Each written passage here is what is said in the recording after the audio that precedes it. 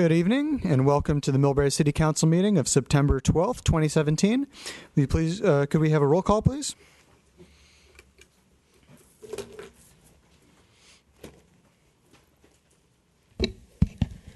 All members of the council are present.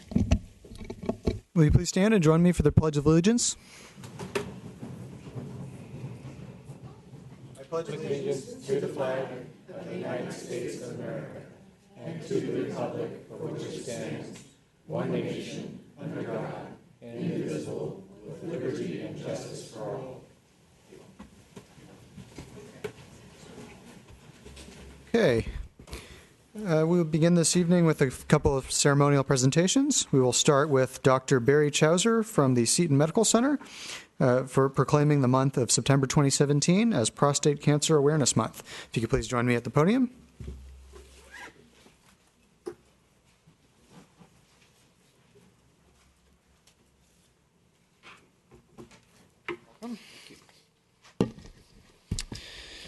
Whereas prostate cancer is the most frequently diagnosed cancer in men, aside from skin cancer, and it is estimated that 1 in 8 men will develop this disease in their lifetime. And whereas the American Cancer Society estimates there will be 161,360 new cases of prostate cancer in the USA in 2017, resulting in an estimated 26,730 deaths. And whereas it is estimated 14,520 men in California will be diagnosed with prostate cancer this year, and it is estimated that 3,130 California men will die from this disease. And whereas African American men have the highest prostate cancer incidence rates in the world, and the prostate cancer death rate in the USA is more than twice that of any other ethnic group. And whereas early prostate cancer usually has no symptoms, and studies suggest strong familial predisposition may be responsible for 5 to 10% of the disease cases. And whereas advanced prostate cancer commonly spreads to the bones, which can cause pain in the hips, spine, ribs, or other areas in the body. And whereas the survival rate approaches 100% when prostate cancer is diagnosed and treated early, but drops to 29% when it spreads to other parts of the body. And whereas the American Cancer Society recommends that men should have the opportunity to make an informed decision about whether to be tested for prostate cancer based on their personal values and preferences. And whereas the City of Millbrae joins communities across our nation to increase awareness about the importance for men to make an informed decision with their healthcare provider about early detection and testing for prostate cancer. Now, therefore, we, the members of the Millbrae City Council, do hereby proclaim the month of September 17 as Prostate Cancer Awareness Month. And thank you, Dr. Chowser, for coming to join us this evening to accept the proclamation and to continue to build awareness about this disease. Thank you. Would you like to say a few words? Yes, thank you. The proclamation really sums up this public health problem. I'm a radiation oncologist at Seton Medical Center, and through the years have seen too many men come hobbling in with pain as you develop metastases to various bones. And it's accompanied by loss of appetite and increasing weakness. And it's just been tearing at me over the years that I've started out in this when I had a heck of a lot more hair. And it's also belonged to an organization called the California Prostate Cancer Coalition, which is a group of people, men and women, people who have had prostate cancer and family members as well as partners who are devoted to increasing awareness of prostate cancer and also encouraging men, just like women who get mammograms, men to get their PSA or at the very least talk about the problem of getting a PSA with their physicians. Because if the cancer is diagnosed early enough and it is low grade, the chances are you'll be cured. A lot of advances have been made in the treatment of prostate cancer, and actually there are drugs which are now available which we didn't have 5 or 10 years ago, but it's still incurable, and the only way the disease is cured is by detecting it early.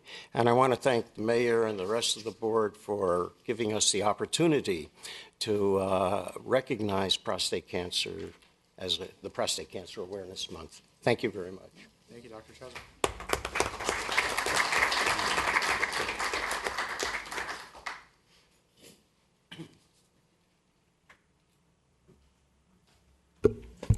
Question, please?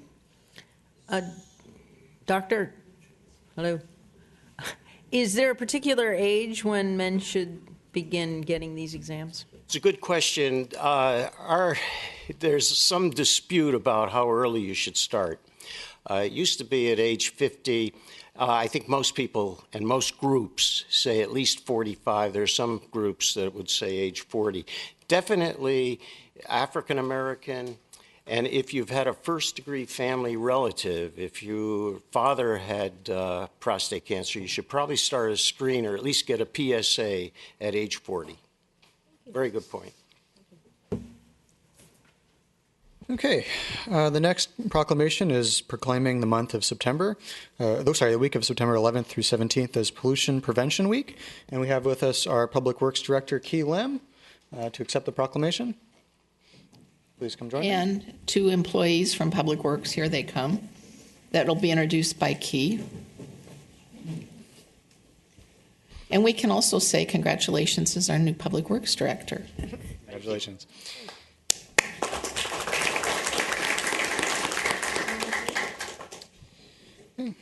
Whereas the City of Millbrae takes great pride in protecting and maintaining its exceptional landscapes, environment, and natural resources, and whereas the City of Millbrae supports clean and safe water, land, and air for our community, and whereas proper management of waste is key to preserving our environment and strengthening our economy, and whereas pollution prevention, also known as P2, is a cost-effective management tool that can substantially reduce the generation and impact of waste, conserve resources, and protect the environment.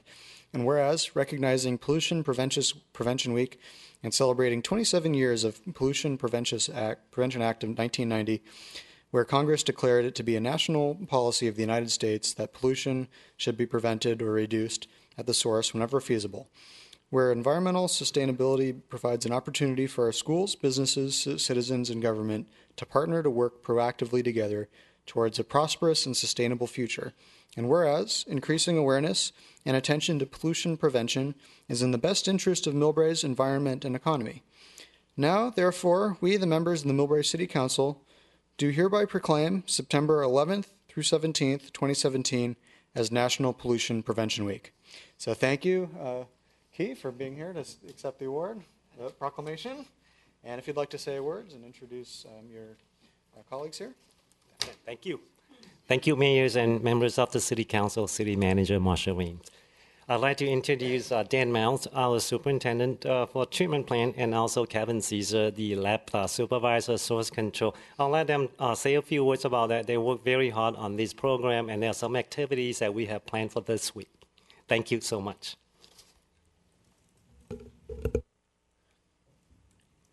So the Coastal Cleanup Day is 9:30 to 12 o'clock tomorrow.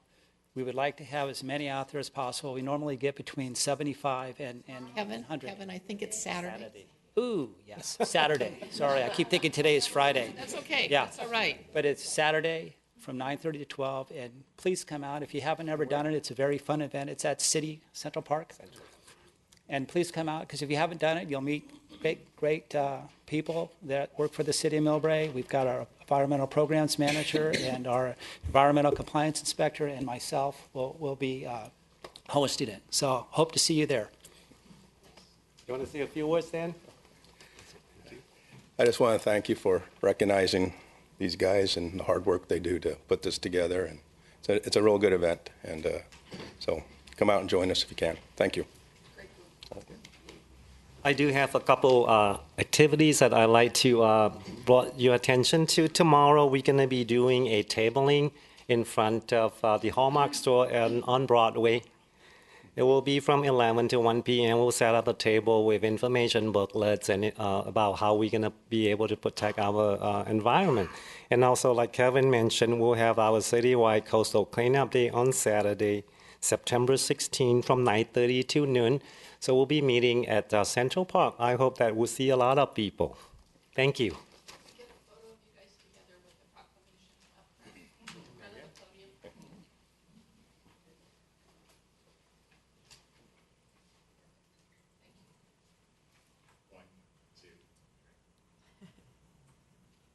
Thank you. Thank you. Thank you. Thank you. And we also have with us for a presentation on the Caltrain electrification project, Mr. Brent Tejan from the Community and Government and Community Relations Officer from Santrans, Caltrain, and the TA. If you could like to give the presentation. Yes.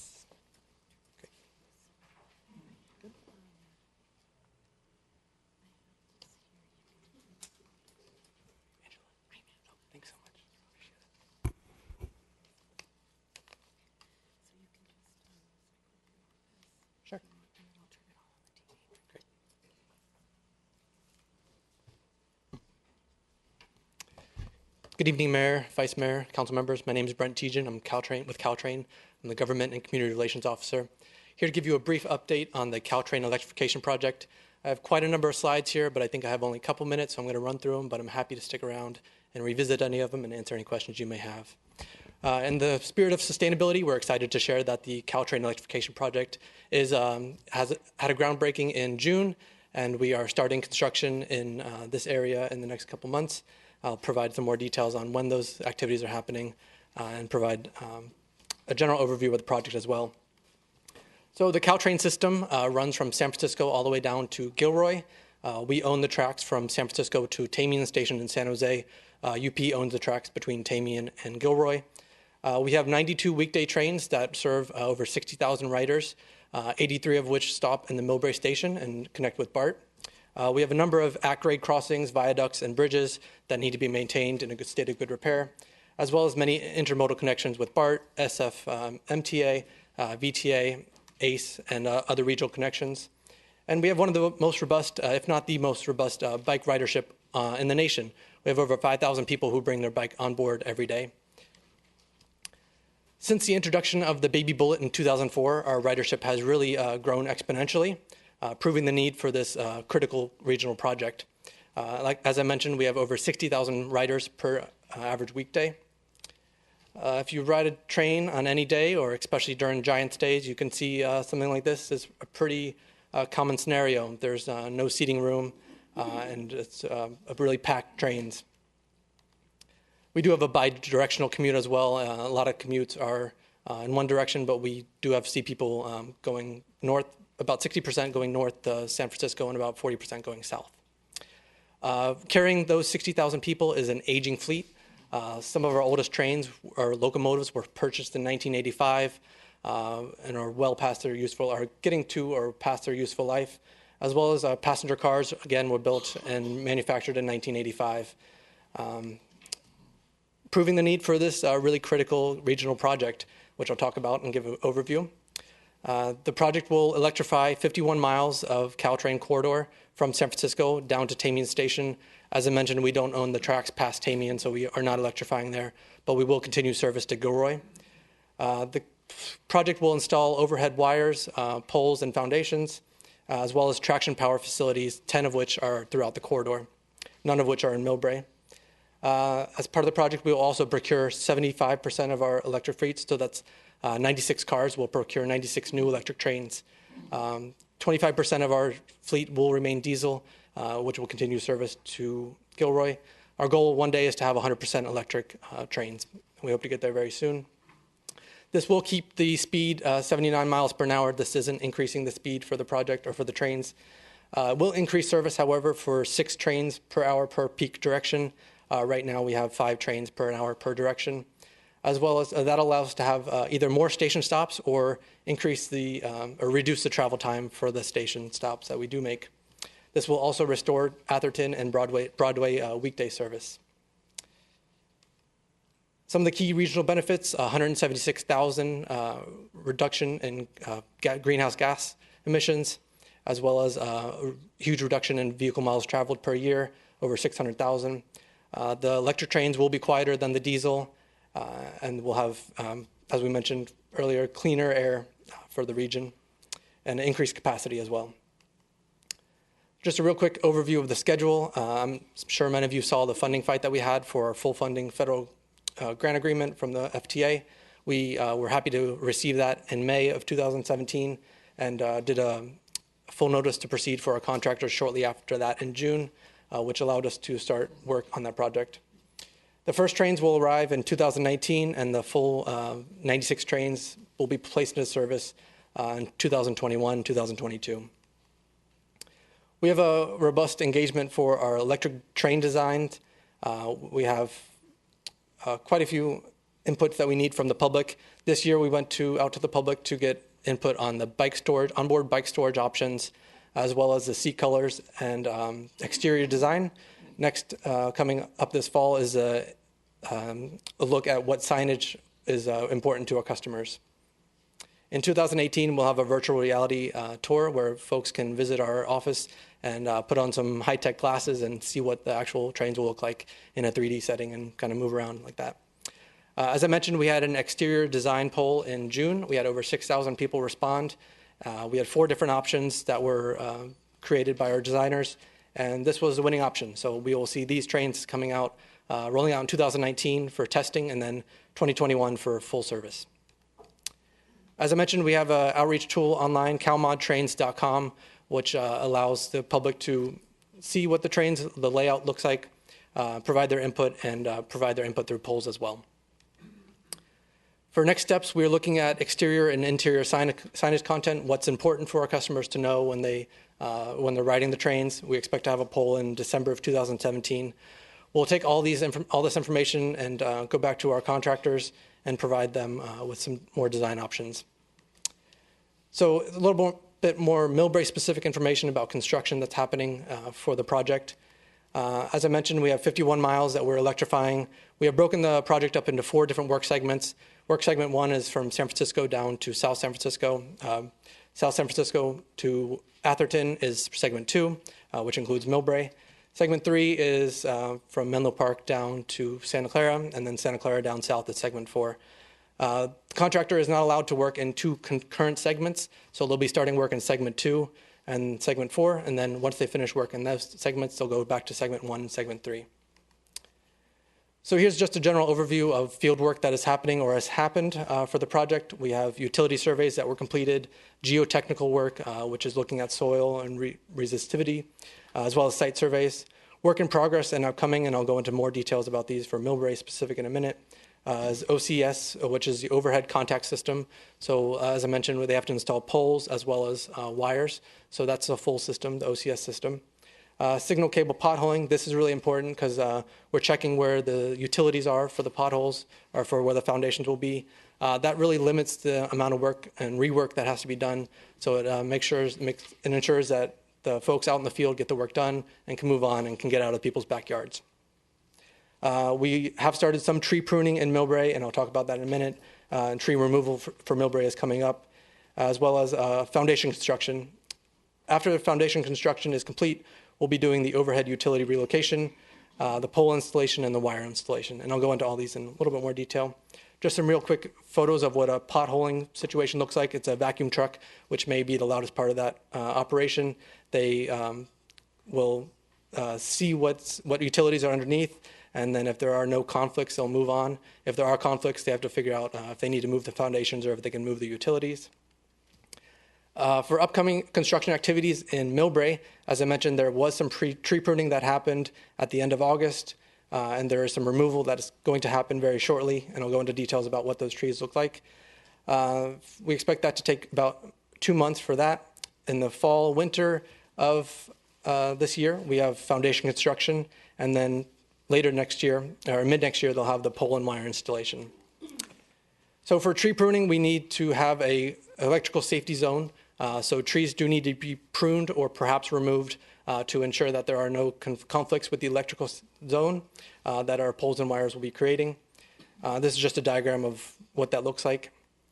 So for City of Millbrae, there are no tree impacts on the private property, nor are there impacts on city property. There are impacts to the Caltrain right-of-way as well as the SFPUC property.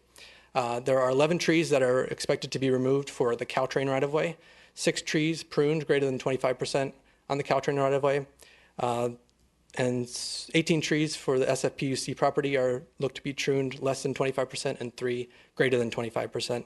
These trees will be replaced per the tree replacement plan that we worked with the city on to ensure that the replacements were done in a fair and equitable manner. and I'm happy to answer any questions at the end as well. After the tree pruning is concluded, we will be doing installations of foundations. This will take place both on and off track, and this is some of the equipment that works here. They have to drill the piles and then install concrete in those piles, as well as rebar cages. So for the city of Millbrae, there are approximately 80 foundations and poles that will be installed for the city. All of those which will be installed within this Caltrain right-of-way. None are on city property. Foundation sizes vary from 30 inches to 42 inches, and they're spaced approximately 200 feet apart, give or take. As I mentioned, the work includes excavation of the ground there, the rebar and anchor installation, electrical grounding, and then concrete fills. After the foundations are installed, there'll be a lapse, but mid next year we'll come back and install poles and wires. This is just some really basic photos of what that looks like. Balfour Beatty, our contractor, has specialized equipment. I think they're the only ones in the country that have that, where they can install the wires through our on-track equipment. That really reduces the impacts to surrounding streets and roads as well as neighbors. We understand that there will be construction impacts as part of this project, and we're committed to mitigating those as much as possible and providing timely information where we can to make sure everybody's informed. There will be day and night work from 8 p.m. to 6 a.m. Night work will be from 8 p.m. to 6 a.m. We do have some 24-hour weekends where we'll be conducting the work. A lot of the work has to be conducted on weekends or at night because we are building this project while we're also running the train service and serving 60,000 riders per day. Crews will utilize mitigation measures, as I mentioned, including acoustical barriers, which are just pretty much noise blankets on equipment to reduce the noise, and we'll position the lights away from homes. We do have a dedicated construction hotline for construction complaints, and are committed to answering those within 72 hours. If we don't have the information within 72 hours, we seek to get those responses as soon as possible. Folks here can subscribe to weekly updates at caltrain.com/PCEP construction. That has city-by-city work going on. We will have additional community meetings before the pole and wire installation, and we have a dedicated construction outreach office in San Mateo. It's 2121 South El Camino Real. In addition to those electronic notices, we do have physical notices that get sent out to those along the right-of-way. We have physical mailers as well as door hangers for more immediate work that we need to notice about. This is just a basic slide with our contact info. We are responsive to contacts and are happy to answer any questions. Okay, thank you, Mr. Tijan. That was a great presentation. This is an exciting project and a very crucial project to our region to remain viable economically, and also to help maybe, I don't know if alleviate congestion is the right word, but to help prevent it from getting worse in the least. So thank you for presenting that and for continuing the public outreach. And I did get an email from you regarding an advisory committee, that there is like a community advisory committee, and I think Millbrae has 3 representatives. Yes, we are looking to put together citizens in a group to learn about the project and provide their input. So we look to our LPMG members, which is a group that Caltrain has placed together of elected officials to appoint those folks. Okay. So if anybody watching the meeting tonight is interested, please feel free to shoot me an email and see what we can do. Any questions from the council on the presentation? Oh, Councilman Schneider. Thank you, and thank you for coming. For the members watching, the organization did an event in Burlingame. It had, I think, three council members here attended and 3 public members. So I appreciate you coming and presenting where all of Millbrae can find it. You brushed over the trees really quickly. And are we still at the fact that because Millbrae doesn't have a tree ordinance, our replacement ratio is still 1-to-1? Because that's what's going to help long-term to block this from those 3 neighborhoods. Sure. Yeah, so for the city of Millbrae, there are no impacts to the city property. I understand that, but you said removal of 11 trees from the Caltrain property. Correct, and those are 1-to-1 as they are throughout the corridor. So no different than Burlingame's 1-to-2 or 1-to-6? Burlingame has a city ordinance, so city property, any trees that are impacted on city property. Just on city property? Correct. Okay. Yes. So we are treating these equally as we do throughout the corridor for the Caltrain property. That wasn't clear in that other presentation. Yes, and for that I apologize. Okay, thank you. Vice Mayor Pepin? Thank you for coming. We appreciate the information. A couple quick questions. As far as the electrification of the wires, are they hot wires? Do you have to worry about wildlife or anything landing on them? What I don't understand at all. You might look to Marty Gilman if maybe not. I do not know, and I can. Okay, just a curious point moving forward. My colleague seems to think he knows. You have to touch both wires to complete a circuit. We might have some big birds. No, I just mentioned this. I work with the Department of Corrections, and that was a big issue at the prisons. Sure. That you may have to deal with that in the future. Second is that, of course, all of us in San Mateo County are curious as to grade separation funds. This would be a nice project to do all at once, so we wouldn't have to modify your overhead wires when and hopefully the grade crossings throughout the county are addressed. So yes. Please know that that is a priority for many of us. I know San Mateo has a huge number, and Burlingame has a complete, the worst one probably in the entire state. So for our neighbors' sake, and we do have one in Millbrae too. Yes. That is one. We have one pedestrian one. Center, and then a little bit south of Center. There's Monterey and Center. Okay. Yes, so we will be looking for some fiscal responsibility as far as this project progresses, because it will be more efficient in the future. Sure. So if we can help you in achieving some of those fundings, we would be happy to do so. Yep. Thank you very much. Thanks for having me. Okay, thank you, Brent. And we look forward to hearing some more updates as this as the project moves forward. I should mention we're happy to come to any group that would like to have us. So if anybody here is willing to have us, we're happy to present, and I'll stick around for a little bit more. Okay, thank you. Thanks. We did have a speaker slip actually on the proclamation of prostate cancer awareness that I didn't see while I was up at the podium. Wynn Gersich.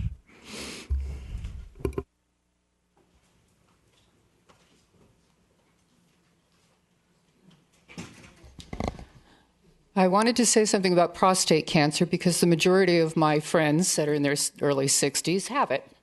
And my ex-husband and his friend just died of it. And the one thing that really causes prostate cancer, look no further than your water, chloramine.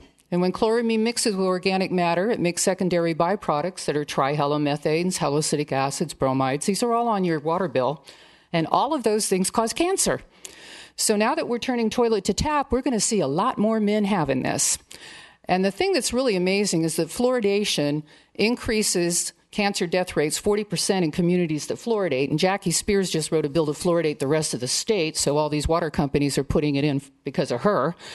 So when you really think about where cancer comes from, you know, instead of going for the cure, let's go after the cause.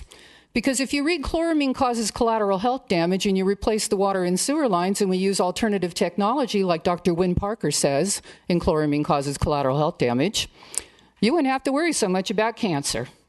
And it's kind of amazing because also, too, you should look up The Truth About Cancer by Ty Bollinger. I actually went to a seminar in Grapevine, Texas last year. And there's all kinds of cures to cancer now, and you have to build up your immune system. And you can also look up on Coast to Coast, they have critical health news. And there's different ways of curing cancer without using chemotherapy and radiation. And that's kind of an interesting thing, too. So, you know, there's new technologies today. And the biggest thing in prevention of cancer is going after the cause. So if we can stop some of these things that are actually causing it, and one thing I would suggest everybody get a radiation meter.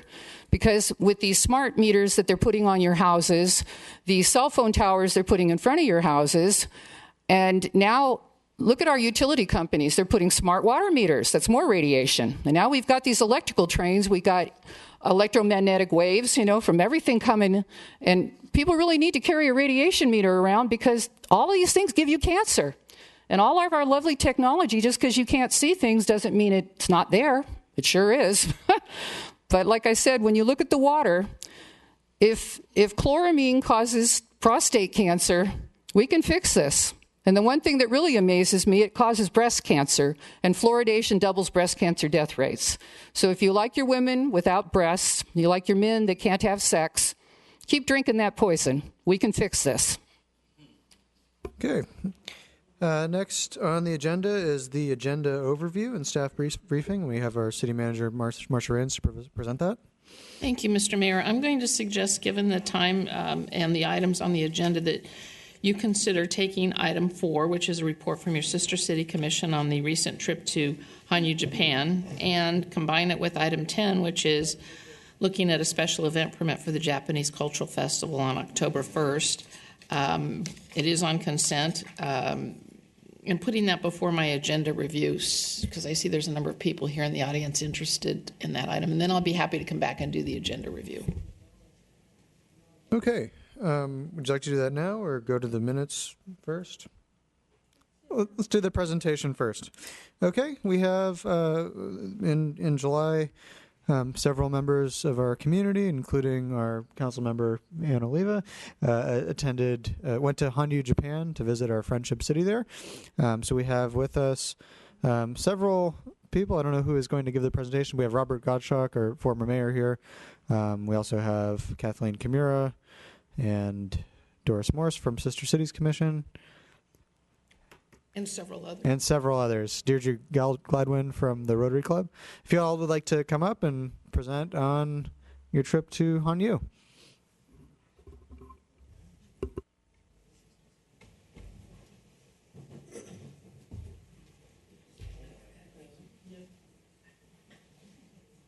Are you going to join them?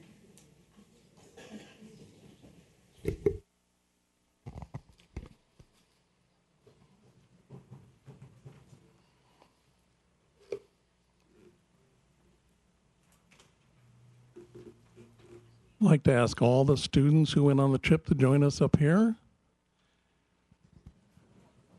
And Ashley. Kozo. Kathleen.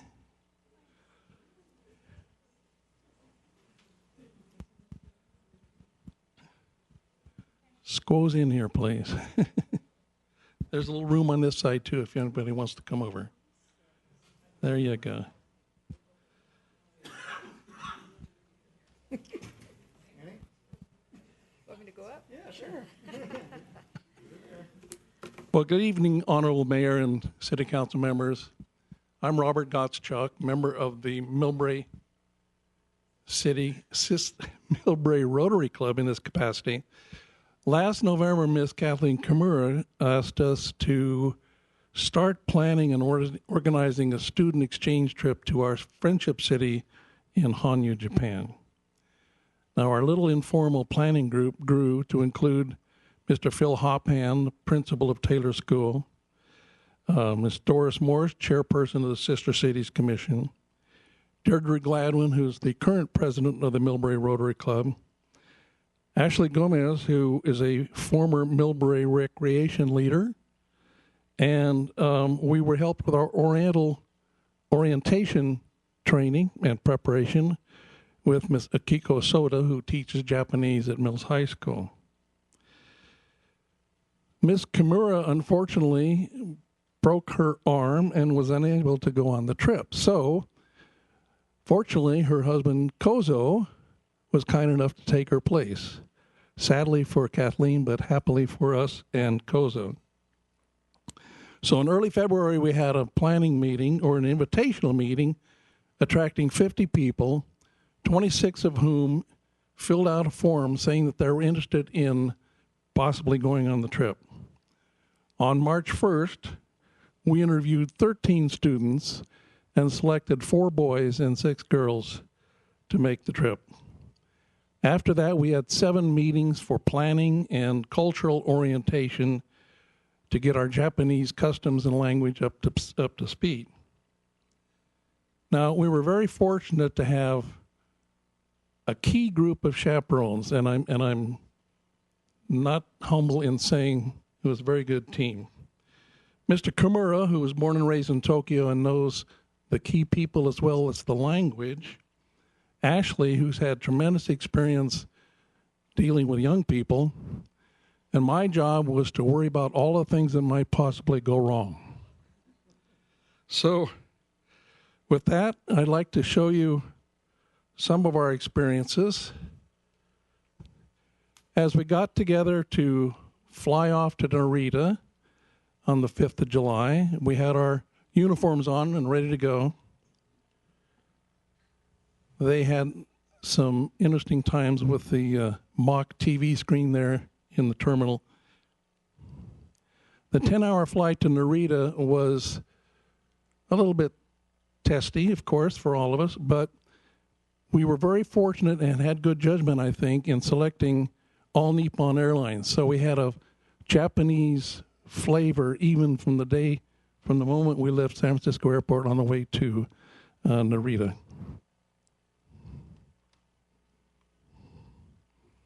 Once we arrived there after 10 hours, we took a 2-hour bus tour to Hanyu. And then we had Councilwoman Oliva addressing the welcoming dinner of the mayor, the city officials, and the host families who were going to take on our young student ambassadors. Now, Mason here has declared that he's got an interest in marine biology. And I understand he had the chance to visit 3 aquariums while he was in Japan. We had a morning when everybody, men and women, dressed in kimono, and we went through learning the tea ceremony. Some of us didn't do too well on our knees all morning, so I sat in a chair. But Hanyu is known for indigo dye, the dark blue dye that's unique. It's been a hundreds of years tradition in that area. So we had an opportunity to dye some handkerchiefs with various designs, and here we're learning how to do so. We went to the prefecture aquarium. There were some koi that were a lot of fun to feed and get acquainted with. Now, I found this unusual. Corey and Ernest decided to look at the fish tank from the inside. So that was I had to get a picture of that. The city obviously made us very welcome. Everywhere we looked, there were great details. Here's Mr. Kimura. They just thought of every possible detail in advance and made us extraordinarily welcome. We went to a recreation center where young people, maybe 8, 9, 7 years old, came in, and we tried to teach them a little bit English. It was a lot of fun. I don't know how much success we had in teaching, but we did have a lot of fun. So we had to dress properly to take our lesson in how to make udon noodles. So here's Corey cutting some noodles. It's a very delicate task. It's amazing what goes into making udon noodles. It's a lot of hard work. I was shocked. It's great to have, and we ate them for lunch after. We went to an old castle and happened to visit some samurai who were there, coincidentally. There's a tall tower called Goida Tower, and I hope you can see this clearly. Every year they plant different colored grains of rice or the rice leaves to make a pattern. And here you see a man and a woman. Down in the lower left corner, it has the year, which didn't get into the photo. But it's they've been doing it for 10 years. It's quite a nice tradition. We had a lot of lotus at a nice garden that we visited. One of the highlights of the trip was this Saturday night when they had this 350-year Matsuri festival, where it's really a parade where people carry these very large shrines on their shoulders. And Councilwoman Oliva and her daughter and son and nephew got the proper robes on and got out there and carried. I understand her shoulder was not cured for about 6 weeks or something like that. But she put everything into it. It's great fun. This is one of the old shrines that was on the side. Mrs. Akimoto, the superintendent of schools, was a great sense of humor, terrific English, and I just wanted to capture a photo of her because she was a highlight of the trip. In the corner, we see Vice Mayor Mieda as well. Now we're in the conference room waiting to meet with the mayor and his staff. Here's Councilwoman Oliva and Mayor Kawada signing and extending the Friendship City Agreement between our cities indefinitely. A few of us went to visit Tokyo for the afternoon and evening and have dinner, took a tour on the boat ride on the river. Tokyo from the 40th floor. This is Osaka Shrine in Tokyo. It's very famous. A lot of people go there. Each of the students spent time every night with a host family, one family per student. So they all had individual itineraries, all had individual activities. Not everybody did the same thing. So this is just a sampling of some of the things that I enjoyed. Now, this is unusual, I thought, and I was glad to see it. In City Hall, up high on the wall, the clock had the rotary wheel. So I couldn't help but insert that. One morning, we went to where they prepare the lunch for 16 schools. And I hope you can see that they used very, very large vats to do so. And so the students showed us the tools that they used to do so. It was quite an operation. We went to Iwase Elementary School, had a tremendously warm welcome. And then when we left, they all high-fived us, and we had a great send-off from the students at the elementary school. But while we were there, we had lunch with them. The students served the lunch. When we were done, the students cleaned up. And I'm told that at the end of the day, the students sweep the floors, do all the cleaning, put out the garbage, and take care of the school. Just some ideas. We also that day went to Minami Junior High School and had, again, a wonderful welcome. This was in one of the classrooms. You'll note they have the City of Millbrae seal, State of California flag, et cetera, and the welcome sign. So, again, all details were planned well in advance. Had a delightful demonstration by the Hanyu Fire Department. One of our guys, Mark, I think that's you, putting out this tremendous fire with his hose. Well done. And others got the chance to do so as well. So that was a nice visit. Now, we also visited their 911 center, and they were showing us how it works, have all this very modern equipment and screens and all this. And an actual 911 call came in. So we got to see the ambulance heading out to someone's home based on that 911 call.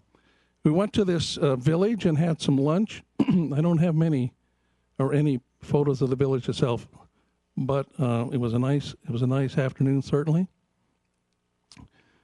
There's this huge lavender garden that's near to Mount Fuji. I didn't get a good photo of Mount Fuji. The clouds were on the top. I think somebody got one that was clear and showed the whole mountain. I don't have that in my collection, and so there were several visits to this great indoor mall. Everybody had a good time. Didn't spend too much money, hopefully. But now we want Hanyu students to come and visit Millbrae next fall. And we're going to need local families here in Millbrae to host, just as the Hanyu families hosted us when we were there in July. We've already had some volunteers, but it's a ways away. And then year after that, we want to have Millbrae students once again go to Hanyu. And we hope that we can continue this indefinitely. I understand that a couple of our friends would like to say something. Casey? Tell them what an adventure or what experience or how did you find the trip? My name is Casey, and I thought the trip was a really cool experience. It was really fun being showed the Japanese culture, and I loved spending time with my host family. They were really, really nice. And my favorite part was probably going to the festival because it was nothing like I've ever seen before. Great, thank you. And Mason? Mason's the one student in the group that's now moved on to Cappuccino High School. So let's see what you'd like to tell us about your I've got to tell a story on him, unfortunately. He called home about 3 o'clock in the morning and said, "Mom, I'm not coming home." So, Jason. I remember, man, Japan was so beautiful and it was really awesome to be there for my first time. And I really felt like it was a really cool experience because I feel like for some of the kids, they'd never get another chance to go to Japan. And so I feel like this would be an amazing experience for the new kids to go to Japan who may not be able to see it or who may not be able to experience it. So I feel as if this is a very, very good idea for Millbrae to keep continuing this. So, thank you. I think before the year is out, he'll be speaking Japanese again soon. Would you have any questions for any of us? Thank you, Robert. Any questions from the council? Oh, Councilman Oliva, do you have a comment? Sure. So I might not be as young as all of you guys sitting up there, but let me tell you, it was an amazing experience, and I am very grateful for the opportunity to represent Millbrae in the capacity that I did. We could not have found a more cordial, more welcoming city than Honu that I would have never imagined. And I would agree with the kids that the festival in Honu was an experience that I will never forget in my life. I left for Tokyo and saw one of the greatest, cities in the world, but Hanu's festival was something I hope you guys never forget, and I surely will not forget as well. Well, we appreciate you allowing us so much time. We're glad to be able to report on our trip. Thank you very much. Arigato gozaimasu. Thank you. And while we are talking about Japanese culture, we have Kathleen Kimura to make a presentation regarding the Japanese Cultural Festival, which is coming up on, I believe, October 1st, right? That's correct. But I can't compare to the festival in Hanyu. This is only our 12th annual, so we have a few hundred years to go before we can say we've got a really historic festival. But yes, the festival will be coming up on October 1st, Sunday, from 10:30 to 4:30. And we really appreciate the support, continued support of the City of Millbrae, the Millbrae Chamber of Commerce, and all of our sponsors, Millbrae TV, Millbrae Community TV as well. Our local sponsors, including Union Bank and South City Scavenger, and also our Hansel and Bridget, and many other sponsors, without whom we would not be able to put this festival together. We'll have our usual stage component of many performances on stage. We have a lot of good food booths with beer and wine. And again, I'd like to thank the Sheriff's Department and the Police Chief for signing off on our application for the alcohol and beverage license. And I've got Masami here and Naomi, who are showing you a poster of the event. And I'd like to say that the festival will again be held in the Library Square, in the Library Plaza, the Chikuta Room and the library itself. But also, instead of City Hall parking lot, we're going to be in the library parking lot. So it'll be a slightly bigger area, actually, but the festival will still be all-encompassing. Our stage will be up there. I'd also like to thank the support of the Millbrae Historical Society, because they're going to allow us the use of their museum for some of our special guests and also for some of the performers to change. So all in all, we're looking forward to seeing as many people here as possible, especially now we've got the students from Taylor Middle School, and we are really delighted that we've been able to start this student exchange program with Taylor Middle School, because it's the first ever middle school exchange between Millbrae and another country. So the Consulate General of Japan have been very supportive and helpful with us in this student exchange. And they're also coming down to the festival. The Consul General will be here again. So, I mean, if you've got any questions, I'd love to answer them. But all in all, we're working hard. We have a committee of only 7 of us. But we really appreciate all the support that we get from each and every council member, from the mayor, from the city hall. Otherwise, we wouldn't be able to have the festival. So thank you all very much for giving us this time to promote the festival today. So questions if you have any. Vice Mayor Pappen? I think we just want to reiterate that it's totally free. It's totally free. A wonderful event. Unless you buy alcohol. Well, yes, unless you buy alcohol. Or food. But it is a fantastic event. Thank you. Thank you all for putting this together. And what year are we on now? 12th. 12th year. A few more 100 years to go. It's amazing. Thank you very much. Thank you very much. Thank you. And once again, it's at 10:30 a.m. on October 1st? That's correct. Sunday, October 1st, 10:30 to 4:30. Okay. Thank you Please very come much. down. Thank you. And with that, I think we will go ahead to skip ahead to item number 10, the approval of the special event permit for the Japanese Culture Festival. Looks like we have a motion from Councilwoman Oliva and a second from Councilwoman Schneider. Your votes, please.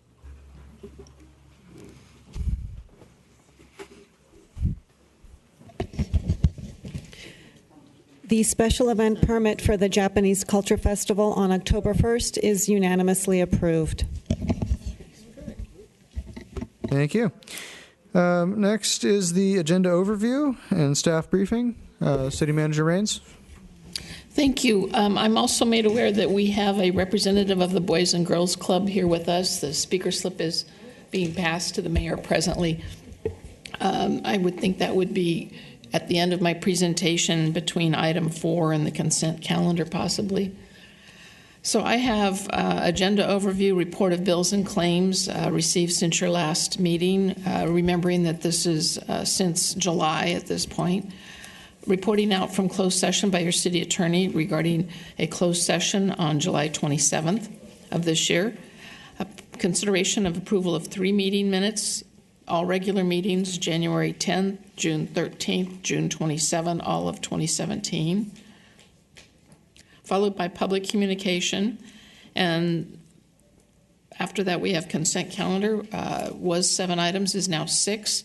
First, considering a quarterly investment report for the period that ended June 30th of this year. Next, authorizing an agreement with Kaizen InfoSource to provide records and information program management. This is the program that we've discussed with the council during budget last 2 go-rounds, where we will be automating and improving our record-keeping information program in the city clerk's office. This will affect all departments in City Hall, but be centered in the city clerk's office. Next, we have awarding a contract to St. Francis Electric for the installation of decorative streetlights in the downtown area. This item has been before the council previously. This is awarding the contract for for the signals that are included. Pictures are included in the agenda, and you have, I'm understanding, discussed this project previously. Next, you have approving a contract with PG&E for temporary electric services for modular office buildings. This is in conjunction with the community center. These are the facilities that will be in the City Hall parking lot. We anticipate that that'll be the end of October, beginning of November at this time. That's our best estimate of the date that we'll have these in place. And I've been asked in preparing for today's meeting, is the amount of the contract covered by our insurance? And my understanding is that that amount is covered by our insurance and will be reimbursable. Next, we have accepting the water main project for 2016 as complete, along with authorizing filing the required notice of completion and authorizing the execution of a change order in the amount of $247,585.03. You've already handled item 10 on the consent. Item 11 would be an agreement with San Mateo County Urban Counties Program to access the Community Development Block Grant Funding, commonly referred to as CBDG. You have no public hearings this evening, but you have 1 item of existing business, and this would be considering an approval and adopting the monthly water service and consumption charges, updating attachment A of your municipal code. This was continued from your July 11th meeting. You have 2 items of new business. One is a presentation on the mid-cycle operating and capital budget and approving revised salary schedules. And finally, providing guidance and recommendation for your mayor is attending the League of California Cities annual conference next week in Sacramento on resolutions that are being considered there. Following council comments, we recommend that you adjourn for this evening. I do have several comments on items that have been going on in town, but I'm going to defer those given the hour, and we can discuss those when you feel you have time. Okay, thank you. So let's see. Next is the approval of minutes, and we have three. Mr. Mayor, Sorry. let me quickly report. Oh, yes, out. sorry, report out of closed session. Well, from there July was a closed 27th. session at your last meeting. Seems a long time ago. It predated your August recess, but on July 27th, the council did meet at the end of the meeting in closed session to discuss a matter of potential litigation. The council was advised about the matter, guidance was given, and no formal action was taken. Thank you. Next, we have the approval of minutes. These are for three regular meetings: January 10th, 2017, June 13th, 2017, and June 27th, 2017.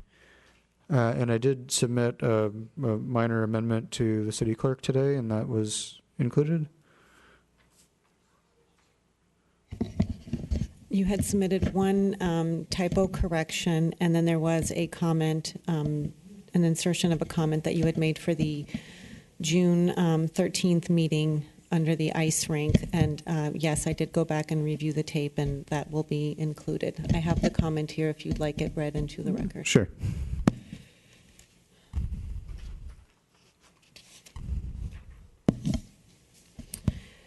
The comment starts as, Mayor Holliber stated that council received a large volume of emails from Millbrae residents regarding the ice rink, nearly all of which voiced opposition to the proposal. He noted that many of the people opposing the rink have been longtime community volunteers who have made many positive contributions to Millbrae. Thank you for that. We have a motion from Councilmember Lee and a second from Councilwoman Oliva. Your votes, please.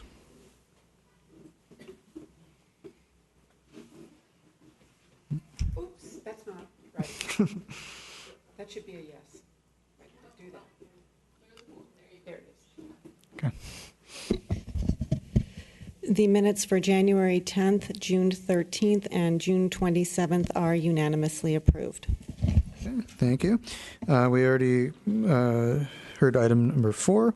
So the next item on the agenda is public communication. This is the opportunity to speak on any item that is not on this evening's agenda. Speakers have up to 3 minutes. And when the yellow light goes on, you have 30 seconds left. And when the red light goes on, your time has expired.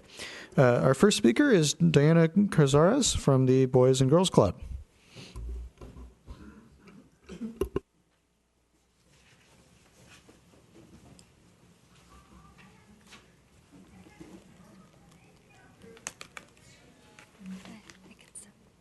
Hi, I'm Diana Cazares, representing the Mid-Peninsula Boys and Girls Club at the MCYC. I'm the unit director there.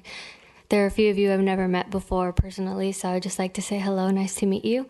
And on behalf of the kids, on Friday to commemorate 9/11, since many of them weren't born, or none of them were born essentially when it happened, we spoke to them about the event and the great loss, and also talked to them about the first responders here in the community. So we have a big envelope that they made filled with thank you letters to the first responders of Millbrae, the police department, EMTs, firefighters. So I wanted to present that to you guys and just say thank you to them. And also I wanted to thank the council on behalf of Mid-Peninsula Boys and Girls Club for your guys' continued support. Evan wanted me to mention we do have 80 kids enrolled right now and 40 on our wait list, and with your continued support, we hope to keep growing that to more and more numbers and eventually be able to serve all the kids at Taylor if possible. So thank you. You just missed the chief of police. He was probably called away, but he's still working. I was going to see if I could get him back here real quick if he's in the building. So yeah, I apologize for turning in my speaker card that's late. okay. Thank you. Thank you. Thanks for coming to present tonight. The next speaker is Wynn Gersich. That was really nice. Thank you.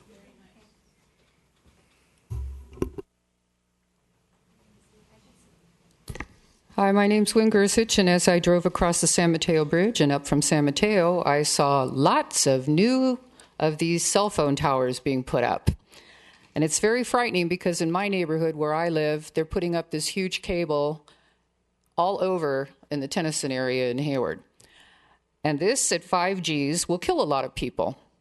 So for our assemblymen and senators that were lobbied by AT&T, allowing to update these things for faster internet at 5Gs, and they know that it increases cancer death rates and causes brain tumors, that I honestly think that people should be enraged and call their Congress and senator and tell them we're going to vote him out. Jerry Hill was really for this. I called his place, and I hope you did. How many of you called Jerry Hill? You're accepting the fact that this is going to actually, they're going to put it in front of your house and you have no say in it? And here's one thing I want to read to you from this article. It says, the bill would turn California utility poles into cell towers, by Nina Beatty.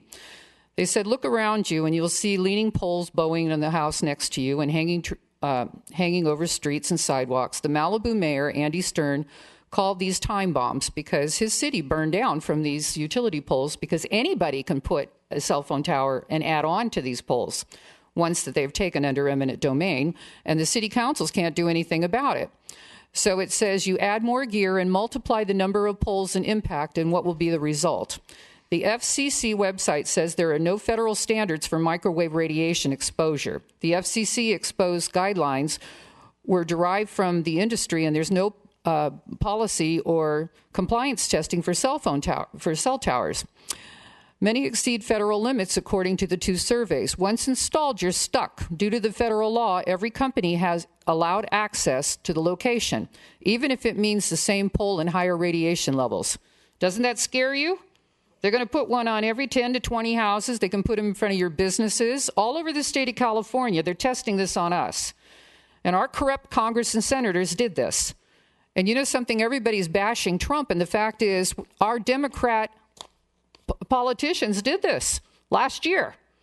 And this is something we need to go over the people here instead of they're diverting their attention and their Trump bashing when we have people actually doing Agenda 21 depopulation right in front of our eyes. So by 2030, if you check this out, Agenda 2030, they want to eliminate 90% of the population, and this is how they're going to do it. 5G cell phone tower radiation. We have all these things with the chemicals in our vaccines, and now they're going to force vaccinations in 2020. So when you take a shot that's loaded with mercury or that has aluminum in it, it's carried into your brain, and you're walking down the street and all these microwaves are shooting down from these cell phone towers. What's going to happen when you got mercury and aluminum in your brain? Just like it happens in a microwave oven. It's going to pop. The next speaker is John Berlier.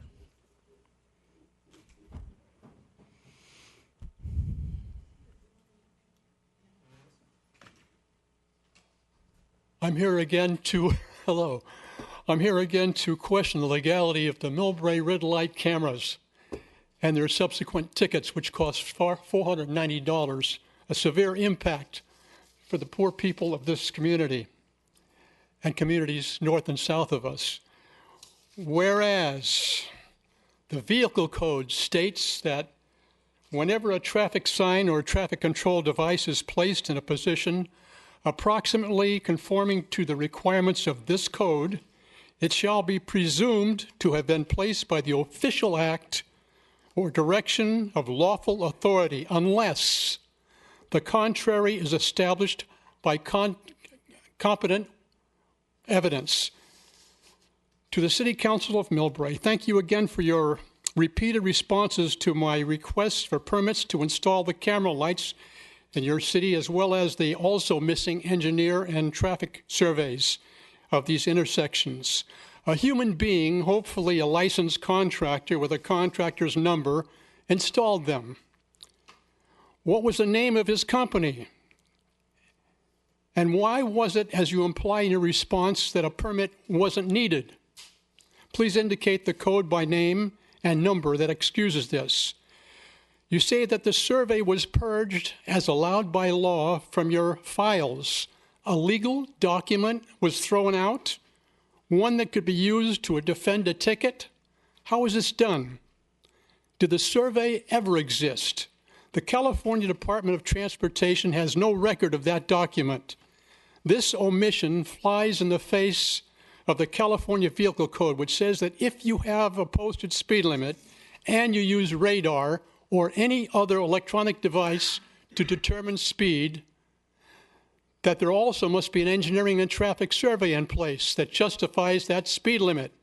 with few exceptions: school, senior zones, 15-mile-an-hour zones, and 65-mile-an-hour freeways. So where's the survey? The complete survey, with each intersection that you've placed a red light camera. Needless to say, after giving you numerous opportunities to respond fully and honestly, I find all of the responses lacking in substance and truth. My requests for public information remain, in spite of what you've given me, unanswered. I have the time, patience, and energy to pursue this further, and it seems I just must cast a wider circle of addresses. Thank you. Thank you. The next speaker is Paul Harrell.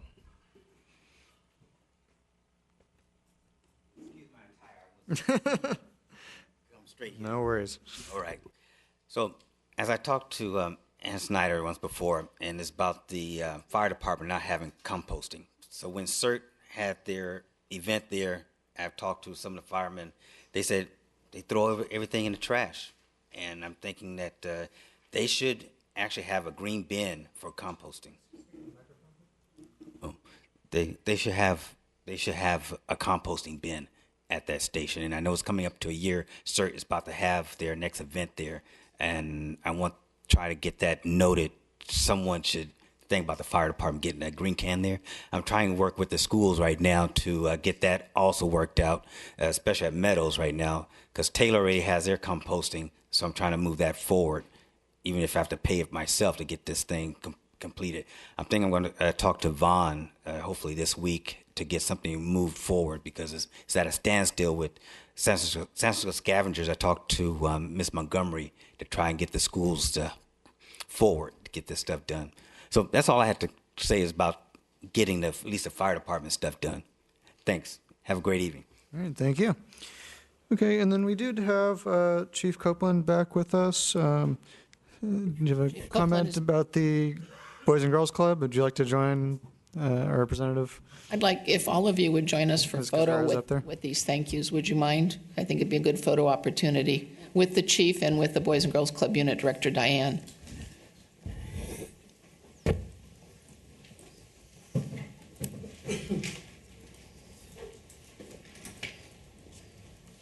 Maybe you could get the chief to read one of them. It's very touching. Yeah.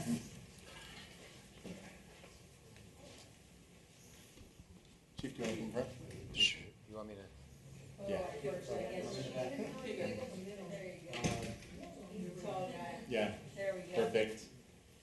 1, 2, 3. Great. Yeah, please do. I do have here I'll let you say a few words about it, and then I'll read this one. She did. She described what had happened, and that's why we sent for you. Thank you for coming over with no warning. I'm sorry I didn't get a chance to put my coat back on, but I do have a note here that's really quite touching. It's addressed by one of the young after school, for the Boys and Girls Club. It says, "Dear police officers and firefighters, thank you for all of your service that you guys have done for the city of Millbrae. I really appreciate it when you stop fires of spreading and saving people's lives in Millbrae and the state of California. Sincerely, Jaden Lowe, kid from Millbrae, California, 7th grade." But I will say, actually, this really has a big impact on us who work in public safety. I was working on 9/11, 2001, and it had quite an impact on our organization, our agency, not obviously worldwide, but it really hit home with us. We didn't know what was going on. I was headed to work. I was working as a investigator in the Detective Bureau, and we didn't know what we had in front of us and what was going on. And the San Francisco International Airport obviously is within our jurisdiction, and so we work with the San Francisco Police Department on that, and we immediately shut that down with assistance from our Sheriff's Office of Emergency Services, which is now part of Homeland Security. And we didn't know what to expect, and obviously a lot of people lost their lives on that tragic day. But to get support from people who weren't even here then is something that's really it helps us get through our day and do our job a lot better, and it means a lot to us. So I really appreciate this. Thank you very much. Yeah. Councilman Lee? Thank you for that. That was really touching. And Chief, I just want to also ask you to thank the deputies for the Art and Wine Festival. They did a great job. It was very hot, and it was just, and they did a phenomenal job. Please thank them for us. Okay, the next item on our agenda is the consent calendar. We have, let's see, 6 items left. Items 5, 6, 7, 8, 9, and 11. Already approved item number 10. It looks like we have a motion from Councilman Lee and a second from Councilwoman Oliva. Your votes, please.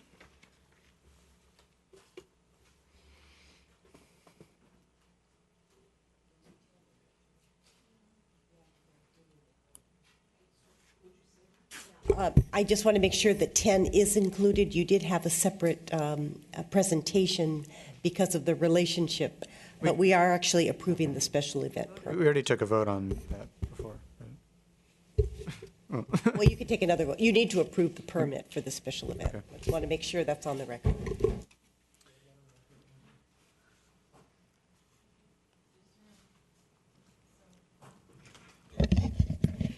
Consent calendar items 5 through 11, and this does include item 10, which is the approval of the special event permit for the Japanese Culture Festival, are unanimously approved. Okay, next is under existing business, the resolution approving and adopting the monthly water service and consumption charges and updating attachment A of section 8.05.660 of the Millbrae Municipal Code. And we have with us, is it Deanna Hilbrands to give the presentation?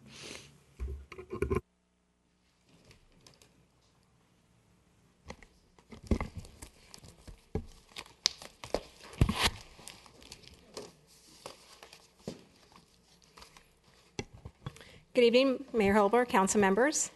Thank you for the opportunity to come back to you and talk to you a little bit more about the proposed water rate increases for the city of Millbrae. To give you some background, to revisit the background, as part of your council goal to develop an infrastructure and budget plan, the city staff evaluated the status of the city's water distribution utility, noting that most of the water system is 60 years old. The city council held 3 study sessions in January, February, and April. And in April, council directed staff to comply with Proposition 218 and conduct a public hearing to consider increasing water rates. That hearing was conducted and closed with no majority protest on July 11, 2017. And at that time, council directed staff to proceed with some follow-up questions and present some alternate rate scenarios. So to follow with some background, water rate increases are needed to keep the city's water utility solvent. The cost of wholesale water purchases have significantly increased since the city last raised rates in 2013. The city purchases water from the San Francisco PUC, and due to their need to improve their infrastructure, their rates have risen 67% since 2013. The operations and maintenance costs for the utility, the city's cost, have been relatively static over that time, but revenues have declined due to conservation. At this point, the expenses to maintain the water utility exceed the revenues. For the fiscal year 2017-18 budget that you'll be looking at next, with only a modest increase in operations and maintenance costs forecasted and all capital projects canceled, your expenses are anticipated to exceed revenues by over $2 million for that year. So while we respect that these rate increases result in a financial burden to our constituents and our citizens, after careful review of all alternatives, we find that a water rate increase at an increased level of funding is necessary, prudent, and long overdue. A larger increase is needed in the first year in particular, just to keep up with the SFPUC cost, to meet that expense revenue gap that I talked about a moment ago. And then more gradual increases can occur after that. So again, council asked us some follow-up questions, and we'll review that. Council wondered about the number of main breaks each year, and there are about 10 each year that our staff is responding to. So that's, an unplanned emergency repair that occurs, putting customers without water for some time period. There were some questions about meter sizes. So In the city, about 90% of the meters are 3/4 inch. It's a typical residential meter. A newer residents may install a larger meter. Sometimes they feel it improve their water pressure. And also larger multifamily residences or duplexes might have a larger meter. The very largest meters, up to 6 or 8 inches, are typically at our schools, municipal customers, our irrigation for our parks, large businesses, hotels, restaurants, Safeway, a loft, that type of thing. And then there are also the fire service meters. So those are very large meters for fire systems installed in newer facilities. You had asked about the meter replacement cycle, and that occurs every month. Staff is out there replacing some meters as part of regular programming. Some are identified through issues when they identify when they're reading meters for billing, or they may identify through other alternative measures. There's also a question about the Lawn Be Gone program by the Bay Area Water Supply and Conservation Agency. And this is something that staff is looking at. It just needs to get prioritized in the staff work plans. Some financial questions that were asked of us regarding staffing and budget. So again, there's a more full budget document attached. But the total budget for the water fund, as indicated in the financial plan, is about $8.5 million. If a water rate increase is not adopted, that will decline by about $1 million. Will reduce the capital program by $750,000 that's built into this year's budget, and a plan to add additional maintenance staff will not move forward. And that's the budget you'll be looking at in the next item. There were also some questions about what the staffing plan is. So right now there are 8 full-time maintenance workers, full-time equivalent. So some of their supervisory staff is shared with other public works projects, such as sanitation, facilities, engineering, that type of activity. And there are 2 full-time equivalent, which is a number of staff with partial time involved in shared management, administration, clerical support, billing, customer service, water conservation, and payment processing.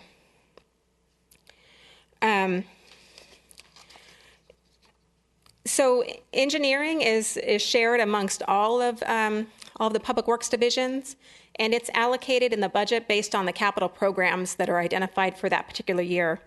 So based on the proposal, if we do a proposal with the $750,000 capital plan, the water fund would pay about 5% of engineering costs citywide of all the engineering staff, or about $60,000. Another question was whether there was the capacity to complete the capital program. And in January, the council adopted a new staffing plan, adding 4 additional engineering and management staff to support capital programs. Many of those positions have now been filled. In addition, there are outside resources used for engineering projects.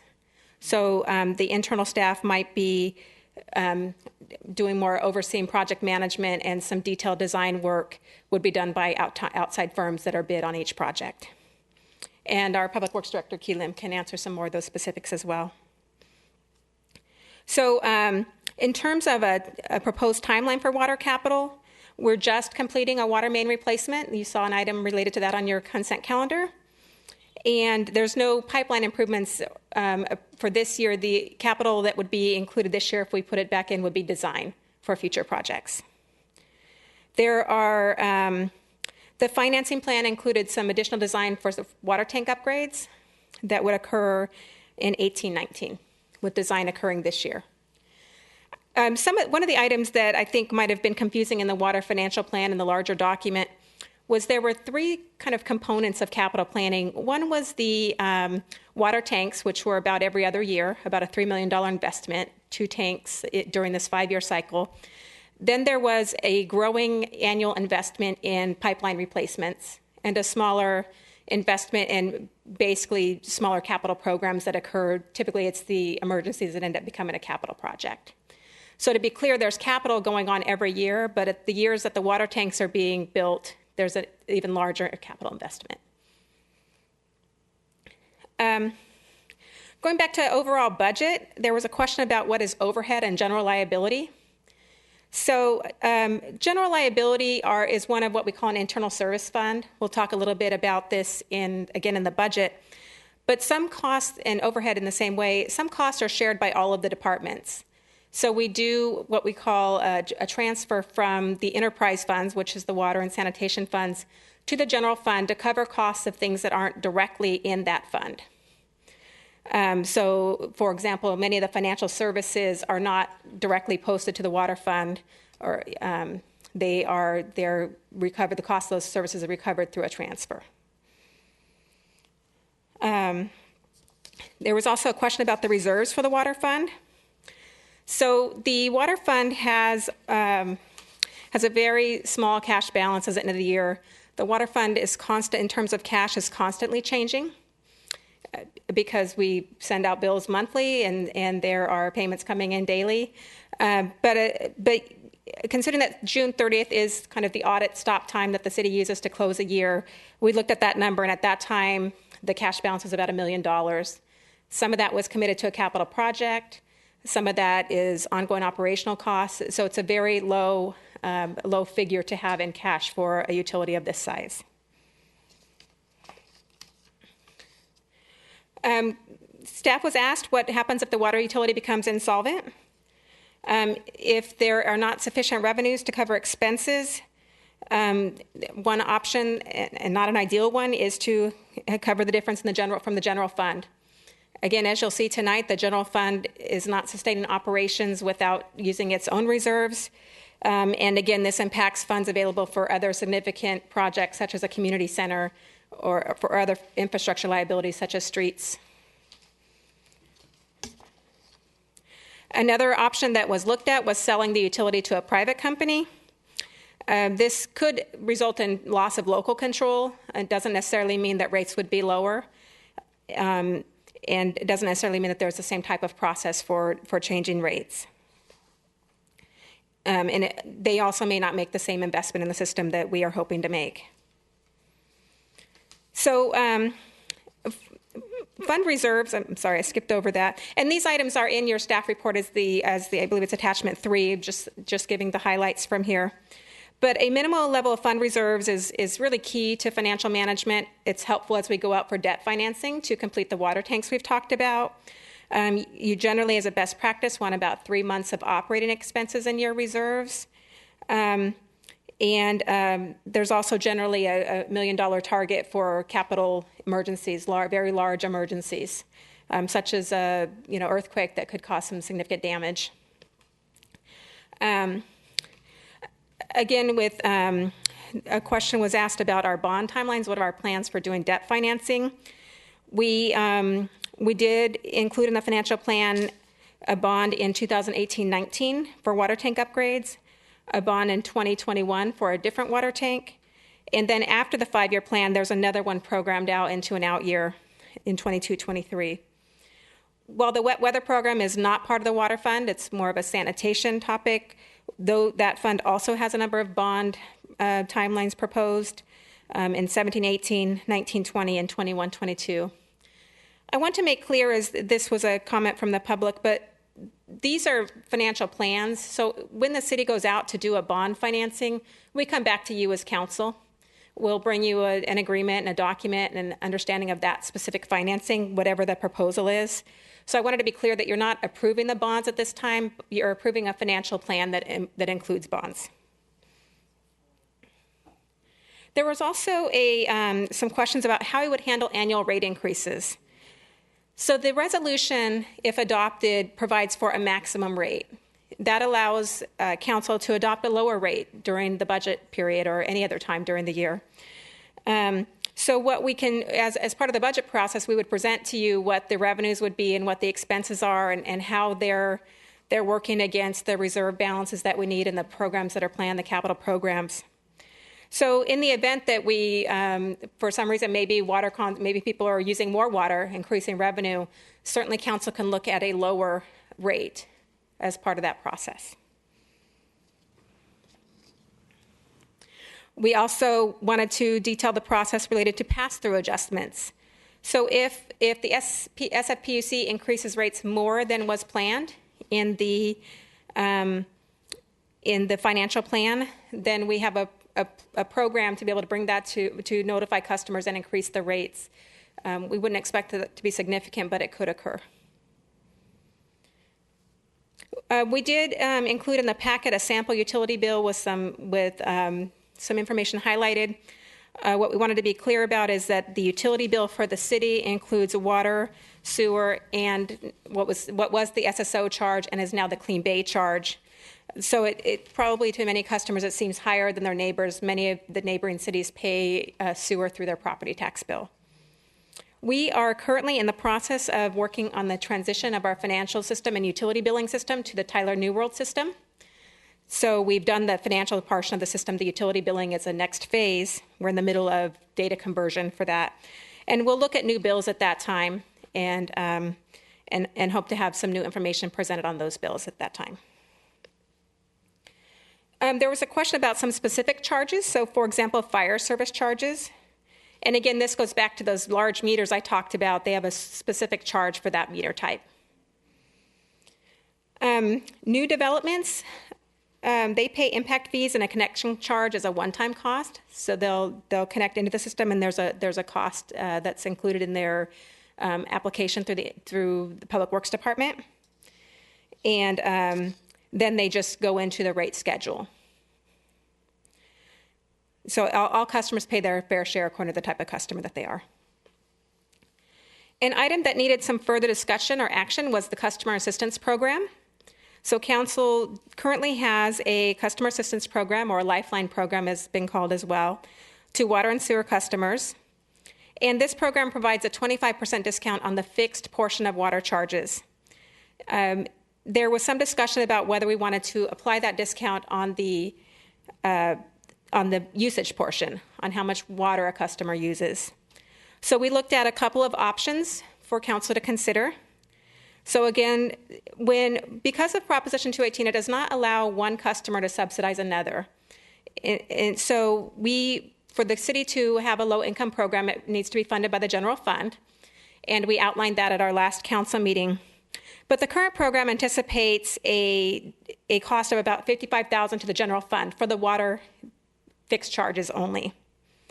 Council could, for example, apply a discount to those low-income customers on up to 6 units of water, and we would expect that to cost an additional $25,000, so a total of $80,000 a year. Council could consider a discount on all usage, and that the estimated cost, and we did this by looking at our current low-income customers and their usage, and that cost could be about $90,000 a year. We also thought that council might consider a medical program. So PG&E has a program for low income and a separate program for medical. And while we don't have a way to know who's medical or not, we would expect it to be probably less than the all usage number, that some of those customers over 6 units are not medical need. And so we thought we would use that estimate of $80,000. An item worth noting is at this time we're looking at the water rates. So if you're wanting to do a customer assistance program on wastewater rates, we'd have to bring that back another time. So the primary item for discussion are the alternate rate scenarios. So as I mentioned earlier, we wanted to be clear about what some of the what's included in the proposed rate increases. So we're trying to look at getting enough funding to cover the SFPUC rate increases, and $6.7 million over the 5-year period for construction, design, and upgrades of 2 aging water tanks in the 5-year period, and $300,000 per year for infrastructure repairs and maintenance. The difference in the alternate scenarios that we presented into your packet are how much pipeline and infrastructure replacement we do. So the options are really, they're all a gradual build from, I believe it's $1 million in 2018-19, growing to up to $3 million. So scenarios include a $2 million scenario, a $2.25 million scenario, a $2.5 million scenario, and a $3 million scenario, with just a different leveling of how those are transitioned. I think it's important to note that in all cases, the first year rate increase is relatively steep. Again, we're trying to catch up to operating costs. And the impact to capital replacement kind of matches the amount of change of dollars invested. So with a $2 million investment, you'd be looking at about a 2% system replacement cost. And with the $3 million investment, you'll be looking at 2.8%. It's also valuable to note that we're talking in today's dollars. Construction costs are escalating significantly. Public Works reports that bids are coming in, 25% over the engineers' estimates. So it's very challenging to get the work done that we plan and hope to do. But deferring a capital program, increases our risk of failure, unplanned people without water on an unplanned basis. There's more emergency repairs, which has some costs. And there's, again, because construction costs increase, there's an increased expense in the long run. So as noted, we did go through the Proposition 218 process. We mailed a notice to all property owners back in May, 46 days before the public hearing date. And at the close of the public hearing, no majority protest was received. So at this point, we need council action to adopt the water rates detailed in Exhibit A, or an alternate rate schedule that is lower than Exhibit A, so we can go below that but not above it. And we will make that effective October 1st. We want to accept the financial plan and rate study. And if council would like to give us direction on the customer assistance program related to usage, we welcome that as well. And Key and I are happy to take any questions, and also Jim Steele is here from Management Partners.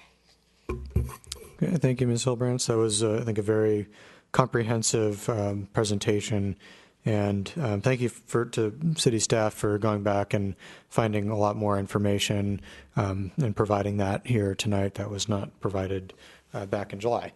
Obviously, it's a topic that I think merits a discussion and merits the need for additional information.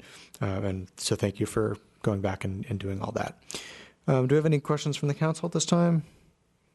Vice Mayor Pappen? Thank you. Appreciate it. Couple quick questions. Well, not really quick, but where does the SFPUC property, do they pay us for water usage, or are they on a separate meter? And BART? BART has meters. I did check that. I did not check SFPUC, but I can definitely make a note of that and follow up with you. So there's different parcels of land owned and controlled by SFPUC. I believe what you're referring to is not the open space, it's the office for their yard, and yes, they do have a separate meter, and that is one of their costs. We'll double check that and bring back the answer to you. But last time we were asked this was probably 5 years ago, and the answer at that time was that they do have their own meter and they do receive a bill. From us? From us. Okay. Just generally speaking, thank you for that information. I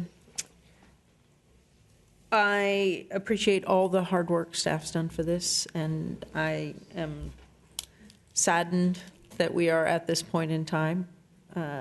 This is a critical point in time, as was mentioned earlier, 75 miles of pipes that have a life of 50 years, and we're on 60 years.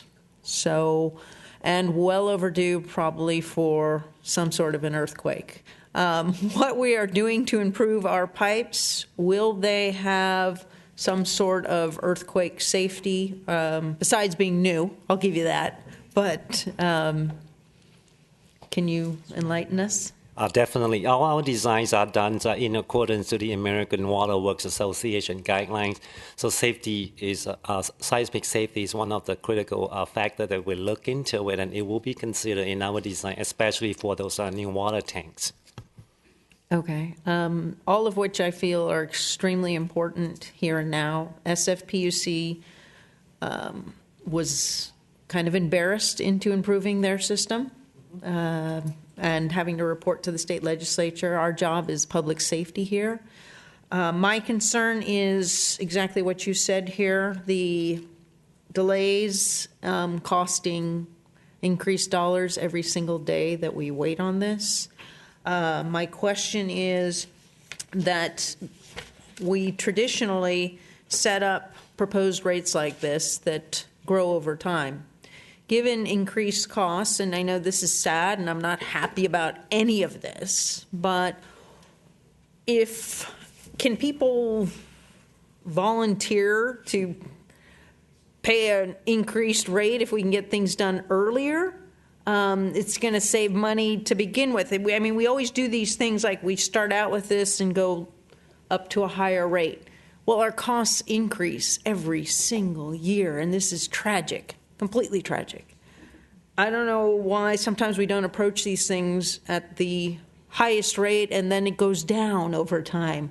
It seems like that would be more efficient financially managing our fiscal responsibilities here. I know it's tragic. The whole thing's bad. I'm not happy about any of this, but we are responsible for our water system, and I am deeply concerned about what's happening. I would also like to know here, too, we have sewer issues, too. Are we being efficient in pipeline replacement? In other words, if you have to replace some of these sewer pipes, are we doing them at the same time? They're at different levels. I get that. But you're cracking open the streets. Can't we be financially saving money or more efficient if somehow that is coordinated in some way, shape, or form? Actually, you adopted as a council a dig once ordinance that provides guidelines just for that type of scenario. And as recent as this week, we did have one utility wanting to help us out by installing fiber optic cable, but that requires digging, and we had just paved that street. So there's a provision in your dig once ordinance that says when we get ready to do work for whatever purpose, we notify all the utilities, and they've got so much time to go in and do what they need to do. And after that time, if they have to, for some reason, come back, they have to include redoing the street to the condition it's in when they dig into their project, incorporate that into their project. So we had that come up just in the last week or so. But you can probably be more technical than I can if you want to add to that description. Sure, definitely. The short answer to your question, Vice Mayor Pappen, is no, because sewer contract and water contracts are quite different. One, you deal with wastewater transport, and the other one, you deal with a public safety issue, drinking water. So there are also public health requirements about separation. Your typical horizontal separation between a sewer pipe and a water pipe has to be at least 10 feet, and there's also vertical separation. You do not want your wastewater line to cross on top of your clean water. No, I understand all that completely. But we are having to improve some of our sewer lines as well as our water lines.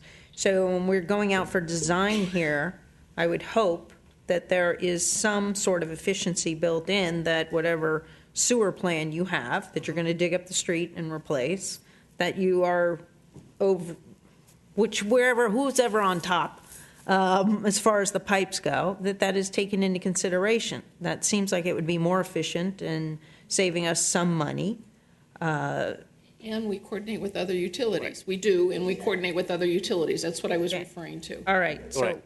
And I can also explain further about that, is that we have this 1, 2, 3 type of approach. We will target the sewer system this year, and next year in the design, we will use some of the data we have on the sewer design, on the water design, or vice versa. And the next third approach would be that we come back the third year and repave the street, so that we leave the street clean and we no more trench cut on that street for a number of years. Okay, and hopefully those high-speed internet people can add to our efficiency there. I am deeply concerned about further delays and the greater costs of moving forward in both the pipeline replacement, and in particular, too, the storage tanks. I'm not sure why we are waiting to get that information as far as a bond goes here. And we could start replacing the pipes today, and yet some natural disaster, our storage tanks blow, and public safety, it doesn't seem reasonable that we are waiting. So absent a water rate increase, we are unlikely to be able to do a bond.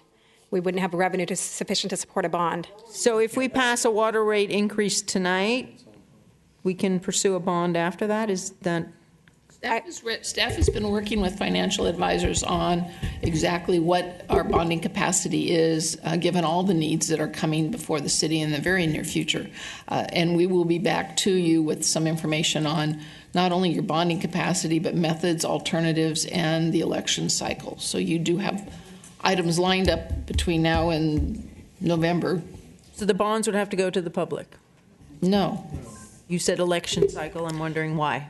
Because there's a number of issues that are coming before you for financing. So we're going to be looking at bonding options, financing options, and some of those will require us to look at the election cycle. So we're trying to put together all three of those pieces to bring information before the council.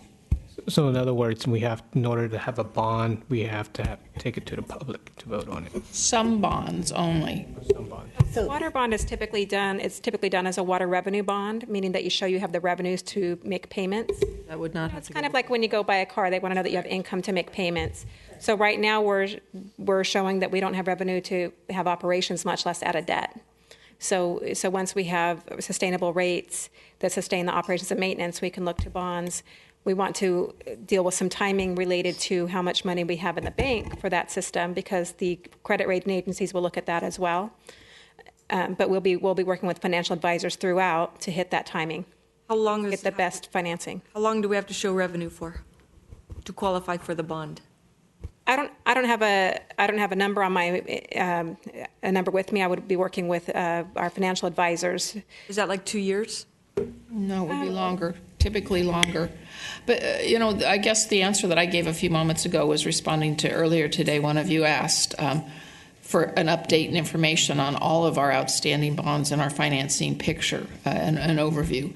And I happen to know that the finance department and their associates are working on pulling that together for you, and you'll see that in the fall. So that's what I was referring to. This is one piece of an overall financial review of what the city looks like and what your options are. As a final note, I'm glad to know that we are at capacity to implement whatever happens tonight as soon as possible, because, again, I am deeply concerned about raising costs. It's crazy out there. Thank you. Councilwoman Schneider. Hopefully I've got a couple of quick ones. One of the concerns I'm hearing from a lot of the public is we're out of the drought, but the city looks really shabby because nobody's watering, and I'm not watering my lawn. I'm still keeping my perennials alive, but not my lawn. So, and then I looked at the report, and the report is great, and it shows that the city's reduction last year was over 51%. And the number one complaint I'm getting is lack of watering of our public property. So I'm just throwing that out there, that there's a big community concern that we're looking shabbier and shabbier, and we're losing plants that we're going to have to replace. The roses by the museum, the plants around the library, the weeds in the library parking lot. So I know that that's not quite here, but it is the cost of water, and I want those taken care of. Building on what Vice Mayor Pappen said, and in light of the disasters that have happened in the South, we're subjected to earthquakes. It could be a windstorm. It could be a fire. Are our existing tanks in such a shape that they can protect us from a significant problem in any of those three areas? And if not, I would like to see at least one of those tanks built ASAP. I want the public to understand that without those tanks, and correct me if I'm wrong, we don't have the water pressure to put fires out. And earthquakes generally equate to fires. If you look at Florida right now, a lot of, even with all that water down there, they're losing buildings from fire because you break the gas lines, et cetera, et cetera. And those tanks are important, the water line's important, and our main job is to make sure we've got people protected. So where are we with the water tanks? How safe are they? I've been listening to nothing but water tank stuff happening on the Virgin Islands, too. So there's a lot of new design things that have been happening with water tanks. Let me talk to the financial piece and have Keith speak to the sustainability piece. But in the financial plan presented to you, design, assuming a rate increase, is scheduled this year. Again, absent a rate increase, there's no funding for capital projects, and that includes design. And then the construction is scheduled for next year, 18-19. And then I'll turn it over to Keith. Thank you for the question. First, actually, the city has a very good water pressure in our system. We have a fairly high pressure, somewhere in the range of 90 to 100 pound, psi, pound per square inch. And going back to your questions on the water tank, we have been evaluating the tanks for the last 5 to 10 years thereabout. We knew that we had to do something. About 5 years ago, we thought maybe we could do something less drastic, short of replacing those tanks by doing coating on the inside, doing seismic retrofit. So we hired a engineering consulting firm to come in and did some structural analysis. So we were told to retrofit those tanks actually going to be more costly than replacing those tanks. So our goal this year is that with the adoption of the new rates tonight, we will go into design immediately. Remember that we have the on-call engineering contract services back in April. So Corolla Engineer is ready to get on the design, get the design team together and get the project done. So we need about 1 year or so to get the design done, go to the water board to let them know that we are going to be replacing the tank. And they need to approve that. So it's going to be a lengthy process, but with the adoption of new rates, we are hopeful that we'll get that done within the next 2 to 3 years. So generally, I'm bringing that up because I want the public to understand that none of us are going to like raising rates, but it has to be done. And it has to be done for all of our safety and protection. It's not just whether or not we're going to have a green lawn or not. It really is critical. Side question on PSI. It's been a next door discussion about water pressure and in fact, my house, I've been told by the plumbers that the pressure is too great and I should be putting in something to protect it. So we don't need to go into that now, but if staff could come up with a rationale of what the public should do when our pressure is that good. I have a couple of other questions. The lawn be gone, again, because I've got so many people calling me saying, Ann, we look shabby. If we have the lawn be gone, at least we can begin the conversion of dead lawns to something that takes much less water, but still looks attractive, still keeps our property values up, all of that. So I want to see that in what comes forward. Into the lifeline, you commented on PG&E's medical category. We're a medical category household because of 24-hour oxygen use, or at times 24-hour oxygen use. That doesn't affect our water use. So hopefully we wouldn't automatically be getting a discount for water because it's for energy. Now, I do have a family member who's colon cancer, which means we do more wash. Maybe you use a little bit more water. You need to be careful with that. I want to be fair. We are medical, but we wouldn't qualify for a medical discount for water and wouldn't expect a medical discount. It's a little tricky on what those medicals mean. PG&E, to me, it means you can run all those life-saving equipment that are running 24 hours a day. And they pull the oxygen devices pull a lot of energy. My last question then, Gina had an idea, Vice Mayor Pappen had an idea, could people pay ahead? One of the programs PG&E does have that can help people who are lifeline is their REACH program. So in our household, we give $5. It's not a lot, but that goes to help low-income people with their energy costs. I don't know if it's legal within the city for the well-off here to give money to help those low-income water users, and maybe they could keep their lawns green. Just an idea out there. I don't want that to hold up this process. I'm ready to vote. With that, I thank you for everything. Oh, the last concern that I've heard from the public is if these new rates are going to go in, and this goes along with the sewer rates too, is that there are dedicated funds that these monies are going into, and it's a very clear line that the money is going out. And I'm really glad that it's very clear in the new budget document that that's happening. But we need to make sure that the public understands that. No money is going to get lost. No money is being spent somewhere else. And I think that will help. As I said, none of us are going to like this, but it'll help the public understand, or the ratepayers understand. Thank you. Any other comments from the council or questions from the council? Councilman Lee? So in the past, I think to answer some of your questions, I think the public wanting to save money on water would probably want to do more water-friendly planting. So hopefully that will be a natural progression. And I am in favor of using some general money to supplement people in need, people who are struggling financially. I don't know if the PG&E formula is appropriate. We obviously have to find some sort of system in order to make that evaluation. But I am in favor of, And we have used our general fund. We've been using our general fund to supplement costs to keep the water rates low down and rising astronomically. And I think that's kind of caused us a lot of problems because the public has gotten used to the water rates not going up, and so they're going to be hit all at once. And I'm not in favor of paying big ahead and then lowering the rates, because then people start asking us, they'll accuse us of mismanaging the funds. I know people will. So I would rather, if we're going to hit a big increase, then we should at least keep it level at some rate. But I understand that we have to build a reserve. We have to show we have good credit before we can qualify for our bonds. Just like anybody who applies for a credit card, they have to show that they have good credit. And we don't have enough money in our system to show that we can pay for those bonds. So that's where we are. And I think it's painful for everybody. And it's not only the fact that we don't want to do this, because we're going to be affected. Each one of us is personally going to be affected because we, pay our own water bills, of course. So having retired people in my home, it's not going to be easy.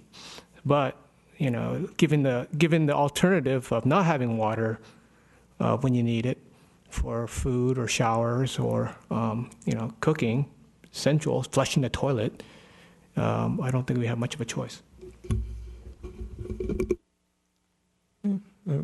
Councilman Olivia, do you have I think the consensus is we have to do what we have to do, and we're going to do it tonight.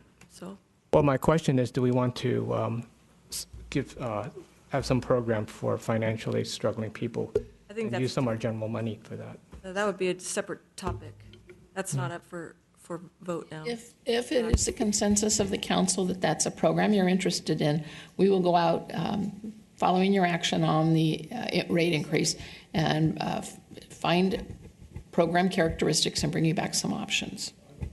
And I would also be in favor of getting this done as soon as possible too. So though we're looking to a consensus here to raise the rates for the next 5 years at a slow pace, if we have the ability to move it at a quicker pace, I would be all in favor of that. I would too. I would like to ask if the council would consider either scenarios B or C on the rate increases. I think it's very clear that we do need to raise the rates, and we do need to raise them significantly. I think if we could perhaps, maybe if it only saves ratepayers a few dollars, I think maybe doing something maybe slightly less ambitious than what is recommended in scenario A will at least show to the public that, we're listening to what people have to say. We do care about your pocketbooks.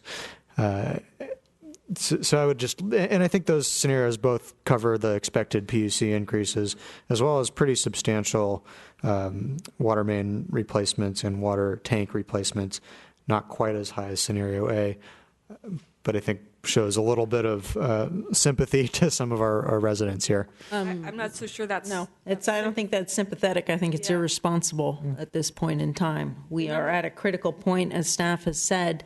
If the longer you put this off and the less we do now, the costs just keep going through the roof.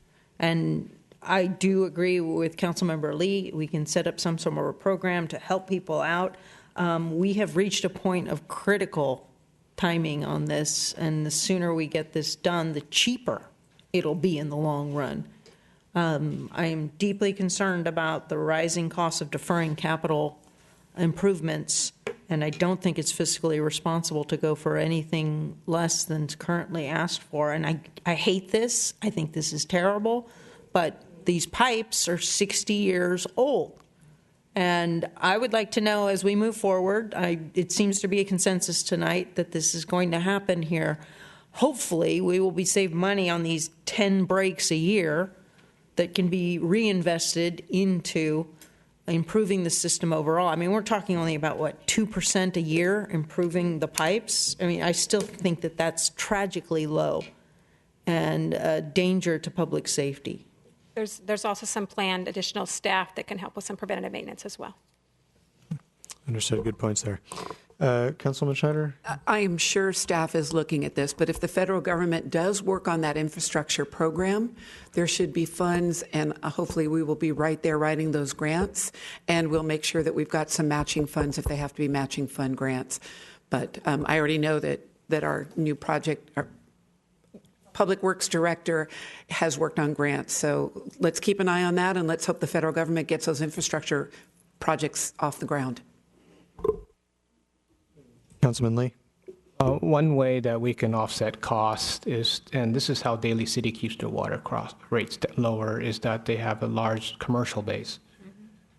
And they're able to offset a lot of the water costs. So I think this council's goals in the last couple of years to focus on economic development will, provide us that opportunity to, possibly supplement rates again once we have a dependable and reliable economic system.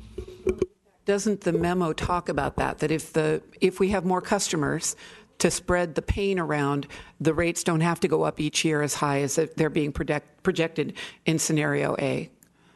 So it's right there, Councilman. I think it's unlikely that if we set the rates now, we would end up decreasing them within the next 5 years. I think these are going to be the rates.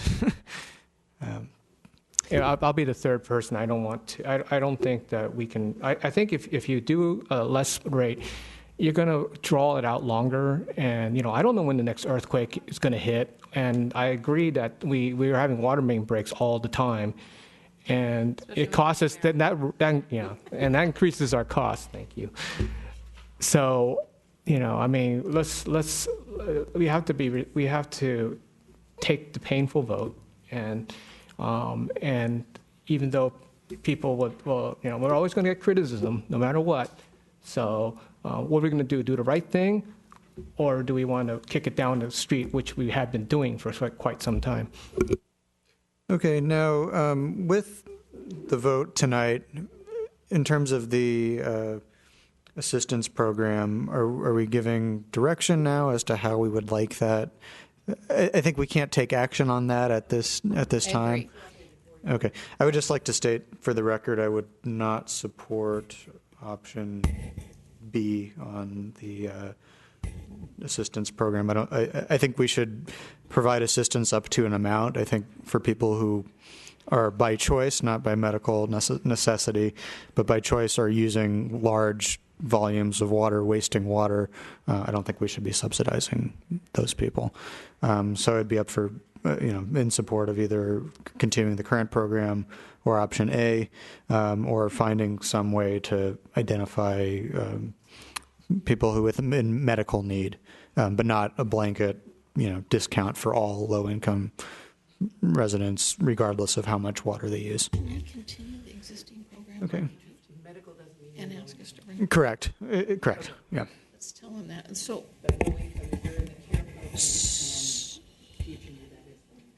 Correct.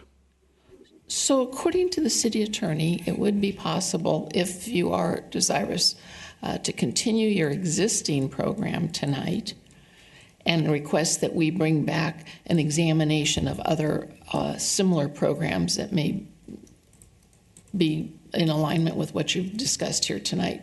So at least there would be tomorrow, by October 1st, rate increase target date, a program in place, and then we could modify it in the very near future if you'd like. Yeah, I think that's a good suggestion. I'll make that motion. Councilman Schneider? I'm in perfect agreement with that, but would that also be the time to come back at what the cost would be for the Lawn Be Gone program? Or do you want to do that as a separate action? Okay. I would just, in that case, would like to have a date when the Lawn Be Gone program and the estimated cost for that would come back, because that would be a subsidy then to people of all incomes. Okay, and with this vote tonight, I know this isn't going to be the popular action, but I think it's crucial that, we get going on these projects right away, and that, we don't see a delay. And a year from now, nothing's been started yet. 2 years from now, nothing's been started. I think people want to see, the results right away, the projects and the water replacements, the tank replacements, and do what we can to get that out, publicly, to show how we're using the funds. I think that's critical. Yeah, I agree with the mayor on that. If we could come back quarterly and tell us where you are on this, so that we know things are happening, that would be beneficial to us. And I think at the previous meeting we discussed putting updates on the water bills, so that people can see what exactly is being used with the money. Okay, we have a motion from Vice Mayor Pappen and a second from Councilwoman Oliva. Can I have your votes, please? I'm not sure exactly what that motion is for. So the motion is for the recommended rate increase and the current assistance program. Yeah, resolution approving and adopting the monthly water service and consumption charges as shown in the staff report, and updating attachment A of section 805660 of the Millbrae Municipal Code. And keeping in place. And keeping in place the current program that's been approved by council. Correct, which gives a discount on the fixed charge portion of the bill. That is described in the resolution. And approving the financial report. All three. Okay. Okay, we have a motion from Vice Mayor Pappen, a second from Councilwoman Oliva. Your votes, please.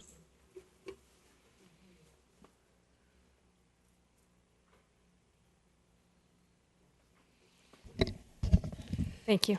The motion is unanimously approved.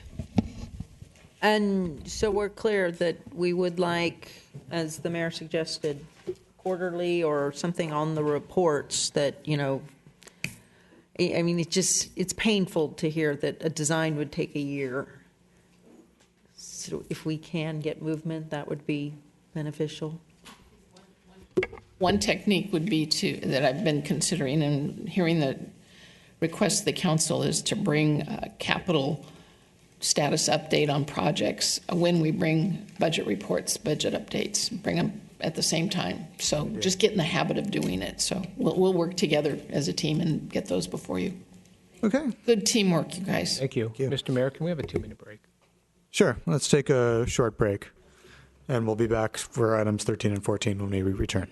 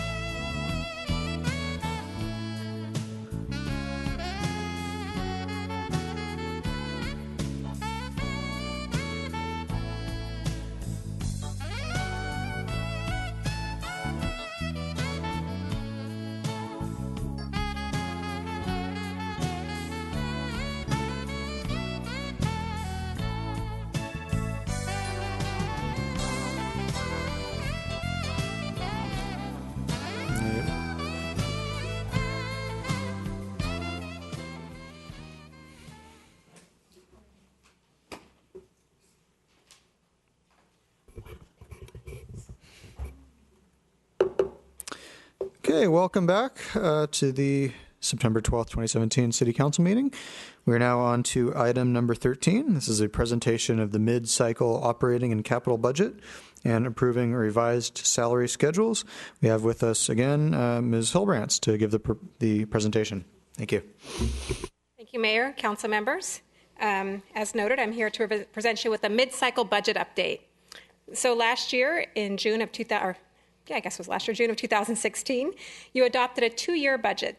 So you adopted a budget for the fiscal year 2017 ending June 30 of 2017, and you adopted a budget for the fiscal year ending 2018. At this point, what we're doing is making adjustments into the 2018 fiscal year. One of the things that I thought would be worth explaining as well is when you adopted that budget, periodically during the year, you're making some adjustments. So you did, for example, a mid-year adjustment. I did that with you in March. And sometimes we'll bring a project forward that will cause a budget adjustment. So when you're looking at those tables in the larger book, you see an adopted budget. That's your June budget. And you'll see a final budget. And that budget includes all the little adjustments we made along the way. So in January, you made some staffing changes. Again, in March, you had some mid-year changes. That's what that difference is. And now we're looking at incorporating those differences into the 2018 budget. So again, we're looking at how any economic conditions have changed. A great example is we have a new retailer right across the street. They're bringing us some money. So we wanted to look at that, look at some of those revenue drivers, those economic situations, and other items, different changes in capital projects. And we're also going into a new system. We've put the financial portion of our system is in place. So that's our general ledger, our accounting system, that's in place. So we're really able to get better information, have the departments do more management on their own.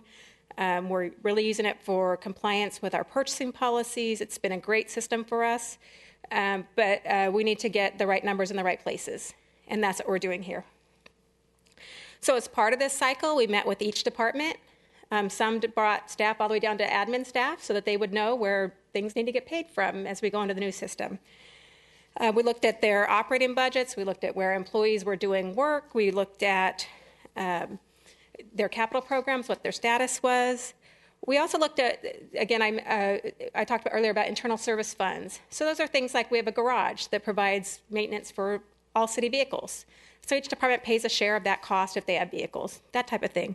We wanted to be sure that all of our transfers were being done correctly and allocated as they should be. The format's very different. There's a couple reasons for that. One, we wanted to be really transparent with you and have you see how each department is budgeted. And again, secondly, with the new system, we've changed our chart of accounts. Your past budget was adopted basically on what we call an object code level. So it wasn't visible on a department level. Again, we also looked at giving some more definition to some of the capital projects. So when we talked in March, we reduced our revenue estimates due to some errors that were made, some data entry errors basically, and we need to bring those corrections into this fiscal year. So you are seeing a reduction in estimated revenues. Most of that is corrections. That is not related to a reduction or economic issues right now. We are seeing growth in our in most of our strong revenue drivers. On the expense side for the general fund, we have some general fund salary increases. We increased some staffing in 2017. We adopted those into the 2017 budget, but need to bring those into the 2018 budget. We had an increase in our PERS cost, what's called the unfunded liability portion of that. So we have a portion of what we call the normal cost. Each employee pays a share of that, and the city pays a share, and then an unfunded liability for the longer-term costs in the past. We also established a third-party trust for our OPEB, which is our retiree health benefits liability, and we are funding that annually. And we do have some offset of that change using salary savings, and those fund if we need to use contract services to do work for vacant positions. We have a very small increase in our service and supplies budget, and we can talk about that a little bit further. And some really significant increases in our operating transfers. Part of that is related to recreation. Again, we added some staffing there. We corrected some benefits transactions into that department. And so that was a pretty significant cost for that, and we'll be revisiting with them a lot, especially on the revenue side. They don't have a community center right now, but they've got a lot of programs still going on. We made some small increases to our debt service funds. So this is where we pay our city bonds and other issuances. We corrected how we're accounting for staff in the field license agreement fund. So our staff that's maintaining the school fields, that resulted in an increased cost to that service, to that fund, and we transferred that difference from the general fund. We accounted for the transfers related to the customer assistance programs for the utilities that we talked about. Again, this is just the programs that exist today. We reduced the operating transfer to the storm drain fund, but it's offset by an increase in what we call capital transfer. One of the things we wanted to do was break out our operating from our capital costs, as what we need to do is get our operating budget in balance, and if we have some excess fund reserves to use for capital, that's a perfectly good use of basically our savings. So we are recommending transferring funds that were allocated for community center projects into that community center fund to be held there until a community center, to be used towards the community center. We need to increase the transfer to the storm drain.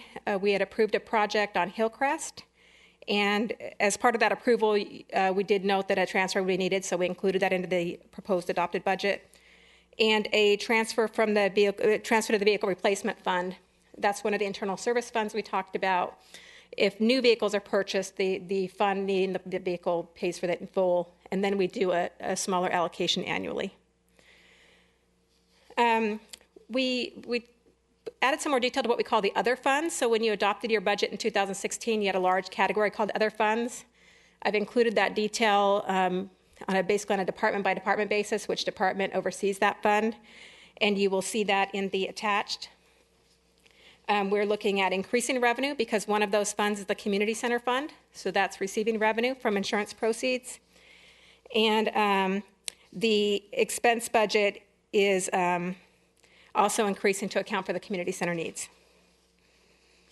We have, currently we have 3 enterprise funds. We're suggesting to add a 4th. This goes along well with what you were talking about earlier in terms of the water fund. But we're proposing breaking out the wet weather program, which is what the Clean Bay charge is paying for, to assure that those funds are segregated for that specific use. And as those programs are completed, we can discontinue charging that fee, that charge. So we're recommending a 4th enterprise program or enterprise fund. So the sanitation fund, wet weather program, water utility, storm drains. The budget we're bringing to you does not include the changes, does not assume a water rate increase. So now that you've adopted a rate increase, we'll come back to you with proposed adjustments. It will be a slightly smaller than proposed in our discussion because we started the rate increase later than initially planned. So I'll get into some more detail, but some of the other things we're looking at in terms of a budget is we're looking for, as a part of the approval, authority to expend grant and developer deposit funds. So for example, we would come to you as staff, get approval to apply for a grant. Rather than having to come back and take budget actions, we're saying if we get the grant, let us increase our revenue and appropriations to account for that and get started on doing our grant work. They typically have some strict timelines. And the same for developer deposits. If a developer is going to pay for the cost of their project, we want to get going on it and not have the delays of bringing an item to council to increase budget. We also have made some modifications to position control, which is our staffing. So we had built into the last position control 2 temporary maintenance worker positions, and we're asking to make those full-time to support parks maintenance. They're also doing some of the downtown work activity and facilities. We've merged the finance director position with the deputy city manager position. We've removed 2 additional administrative positions, which is at 1.5 full-time equivalents. And we removed the vacant information technology supervisor. We have been contracting that out. We'd like to continue to do that. There's a greater depth of skills that we have available, and there's a lot of technology going on right now. So it really provides us some support. We're also looking to adopt an updated salary schedule. So the current labor MOU that's in place through June 30 of 2018 provided for a 3% salary increase if the city met certain revenue targets related to property tax, sales tax, and transient occupancy tax. Those thresholds were met, and so we adopted a salary schedule to go along with that. So the requested changes are summarized in the Exhibit A, which we'll look at a little bit in more detail, and also in the resolution. There was a clerical error. The wrong attachment was included with the resolution, and I apologize for that. City Clerk has the updated resolution. The numbers are the same in the resolution as in your report and in your backup documents. I just discovered as I printed the documents for today that there was an incorrect attachment. So these numbers match all of your reports, and the attachment that was there was not relevant. It was not correct for this action.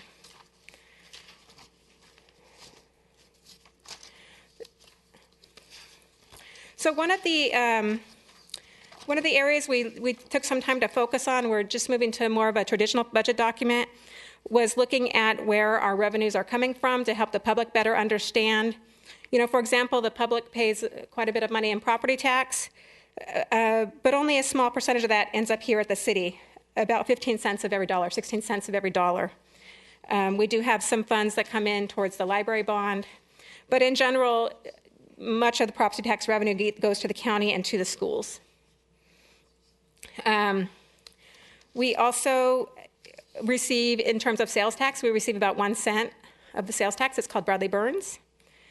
So we wanted to, again, just make note of that so the public can understand that the budget document is one of those places people go to better understand how a city operates. So we're trying to build a document that can do that for you.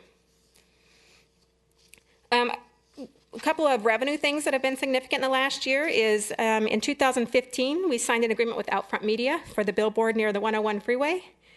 And the rent from that agreement has a revenue share component, and that rent totaled nearly $500,000 in fiscal year 17.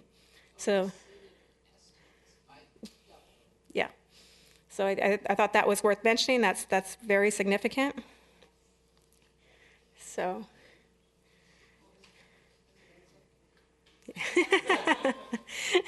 So we're very happy to have that there. When they're working with us, they call that passive revenue. So we're not having to have a lot of activity related to that. Again, some of what we did was we broke out your capital transfers and your operating transfers and outlined that for you. I won't go through this book line by line. I just wanted, and I'll answer any questions that you have. I think, again, as I mentioned, we have the adopted budget, and then we're having to amend for the activities that were adopted during the year. We had to do a lot of cleanup related to benefits costs that may have been spread somewhere else, that type of thing, to get items in the right place. It's typical to budget for benefits that may exceed what people are actually using. Somebody could be hired as a single person and choose to get married and suddenly have children. And so we need the budget available. We can't come back to every time somebody gets married. So we budget for that. If funds aren't used, then they go back to general fund or back to that fund into their reserves. So I wanted to have that be clear to you. In terms of capital projects, what we were trying to do this year, in the past, what's happened with our old system is a capital project, if the funds weren't used, they rolled forward, and they could roll forward for a number of years, and we kind of lost track of that from a budget perspective. So what we did was we kind of said, okay, stop. What do you really need next year? And so what you'll find is maybe it looks like some projects had some increase in cost, but the overall project didn't necessarily increase. We're just bringing forward more budgets and having a starting point. We talked about earlier, having some more updates on your capital projects, and we can include that type of update so you better understand what the life of the project has been in terms of an actuals. I think the way to really think of the budget is it gives the staff the resources they need. It's a planning document to give staff resources they need to keep projects moving forward. And so you need to budget enough. Sometimes we don't have all the information that we need, but we do make estimates based on the best data that we have at the time. So I think a couple of capital projects of note that I think were of question was, for example, the general plan update is included with some additional budget. That project was adopted with a budget of, I think, just over $1 million, but the funds have not all been expended. So we rolled it again to have a zero start point for this year. We rolled that all into this budget year, rather than have some old budget keep rolling forward. We wanted it to be very transparent. There was some work going on with Caltrain's local assistance in terms of the grant. And I think something else that's important to know is when we have a grant, we still authorize the entire expenditure. If a project's $1 million and we're getting $500,000 from a grant, you'll see $1 million expense. Somewhere else, you'll see a grant revenue of $500,000. We need you as council to authorize the full expense. It's very transparent. It's helpful to the public to understand where our money's going. So rather than saying, oh, it's $500,000 because we have a grant, we bring the whole thing in. So so then where does it show up? So we authorize $1 million, but then we get $500,000 in grants. So there's a section of revenue called intergovernmental revenues, and it'll be grants, state, federal, and county grants. So if you look at the revenue portion of your budget, there's and it usually falls into kind of the all other, but we do have a line by line breakout somewhere here. And we greatly appreciate the grants. So yes, good kudos to staff on that. So if you look, I'm sorry. So there is a city revenue section. It's about the 8th page in. And there's a state, county, and federal grants line, and that's where you'll see the adopted grants. It includes other apportionments, such as there's a graph on the opposite page. It includes other apportionments, such as gas tax and highway user tax, but that's the total of all that gets put into that account. So what I'm looking at here, so we've got 1.257 in grants. I'm sorry, I don't know what page we're, or where. What's the heading? It's city revenue? It says city revenue, and I apologize as I did not add page numbers. So it's about the 8th page in. Of the new report. City revenues. So you'll see a graph on the opposite page. I'm still trying to find where the $500,000 for the general plan is. Okay, it's not lined out specifically. It's combined in the state, county, and federal grants line item about halfway down the page. Is that under the Measure M fund? So no, sorry, that was a different one. So you'll see in 2017 we adopted 1.2 million, 1,257,000. We amended that to 1,207,000. We adopted 1,250,000, and now we're amending to increase that to 1,323,000. So that's all of the kind of grants and apportionments combined. It includes, for example, the COPS grant. It includes the grants for highway programs, for public works streets programs, and then the highway apportionments. I have questions, but I'm assuming we're waiting for your presentation.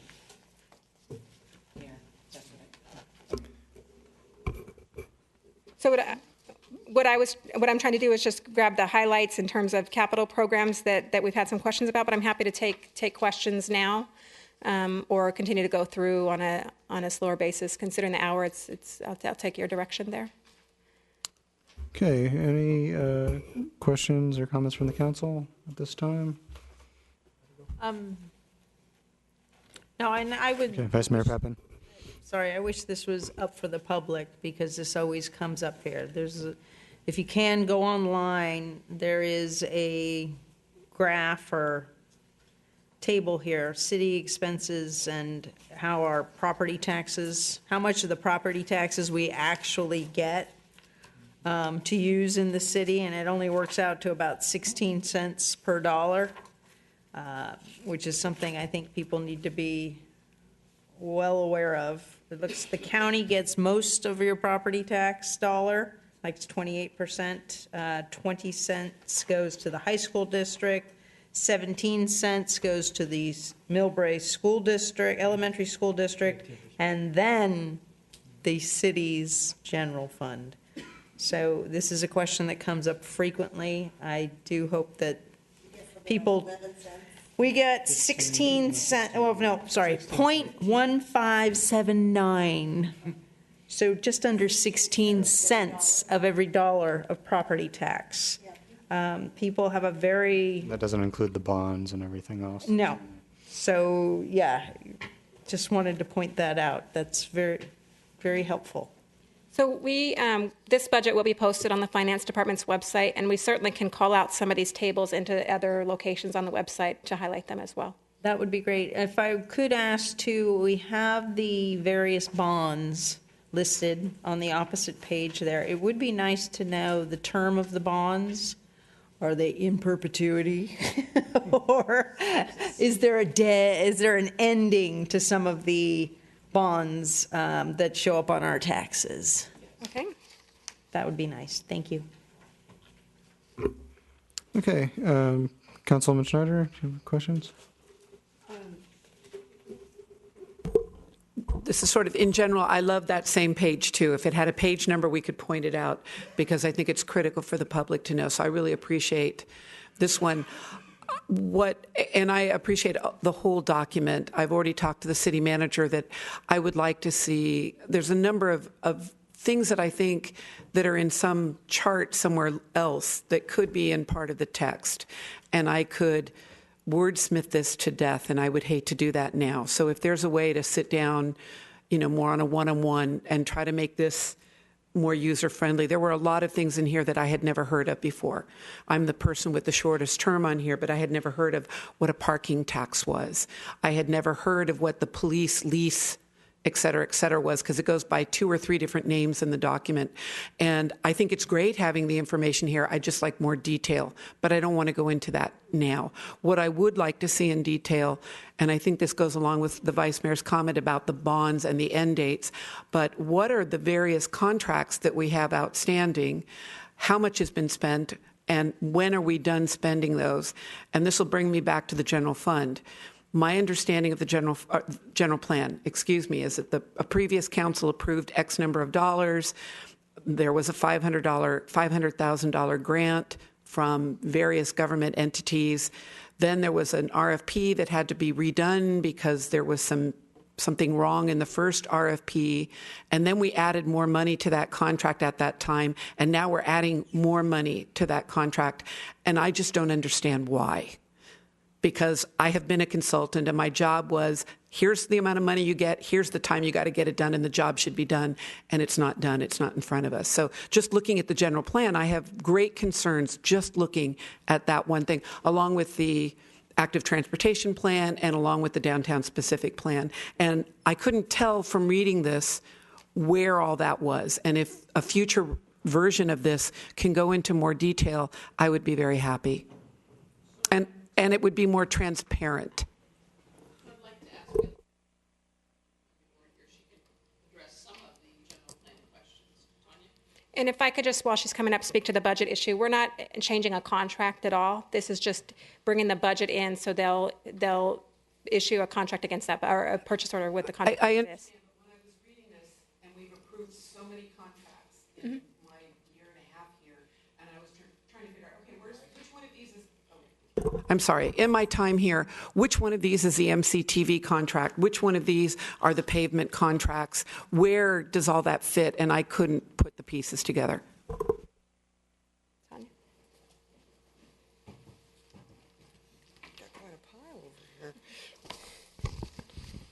Good evening, Mayor, Vice Mayor, Council. Thank you. So just to what I understand, I think is. Why don't you introduce yourself? Oh, Tanya Ward, Community Development Director for the city. Thank you. So I think what the finance director and it was pointing out, and I think what may be pointed in this discussion was referenced on page 29, specifically when we talk about the general plan. This is a table that references the Community Development Department, and my copy has page numbers at the middle, so at the bottom of the page. What does it say at the top of the page? So the top of the page says Attachment 1, City of Millbrae. On every page says Special and capital projects.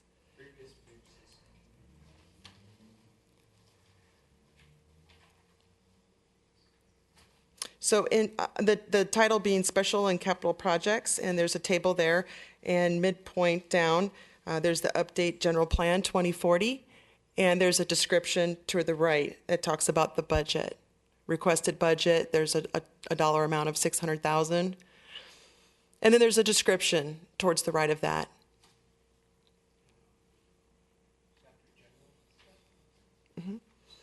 Special and capital projects is the heading.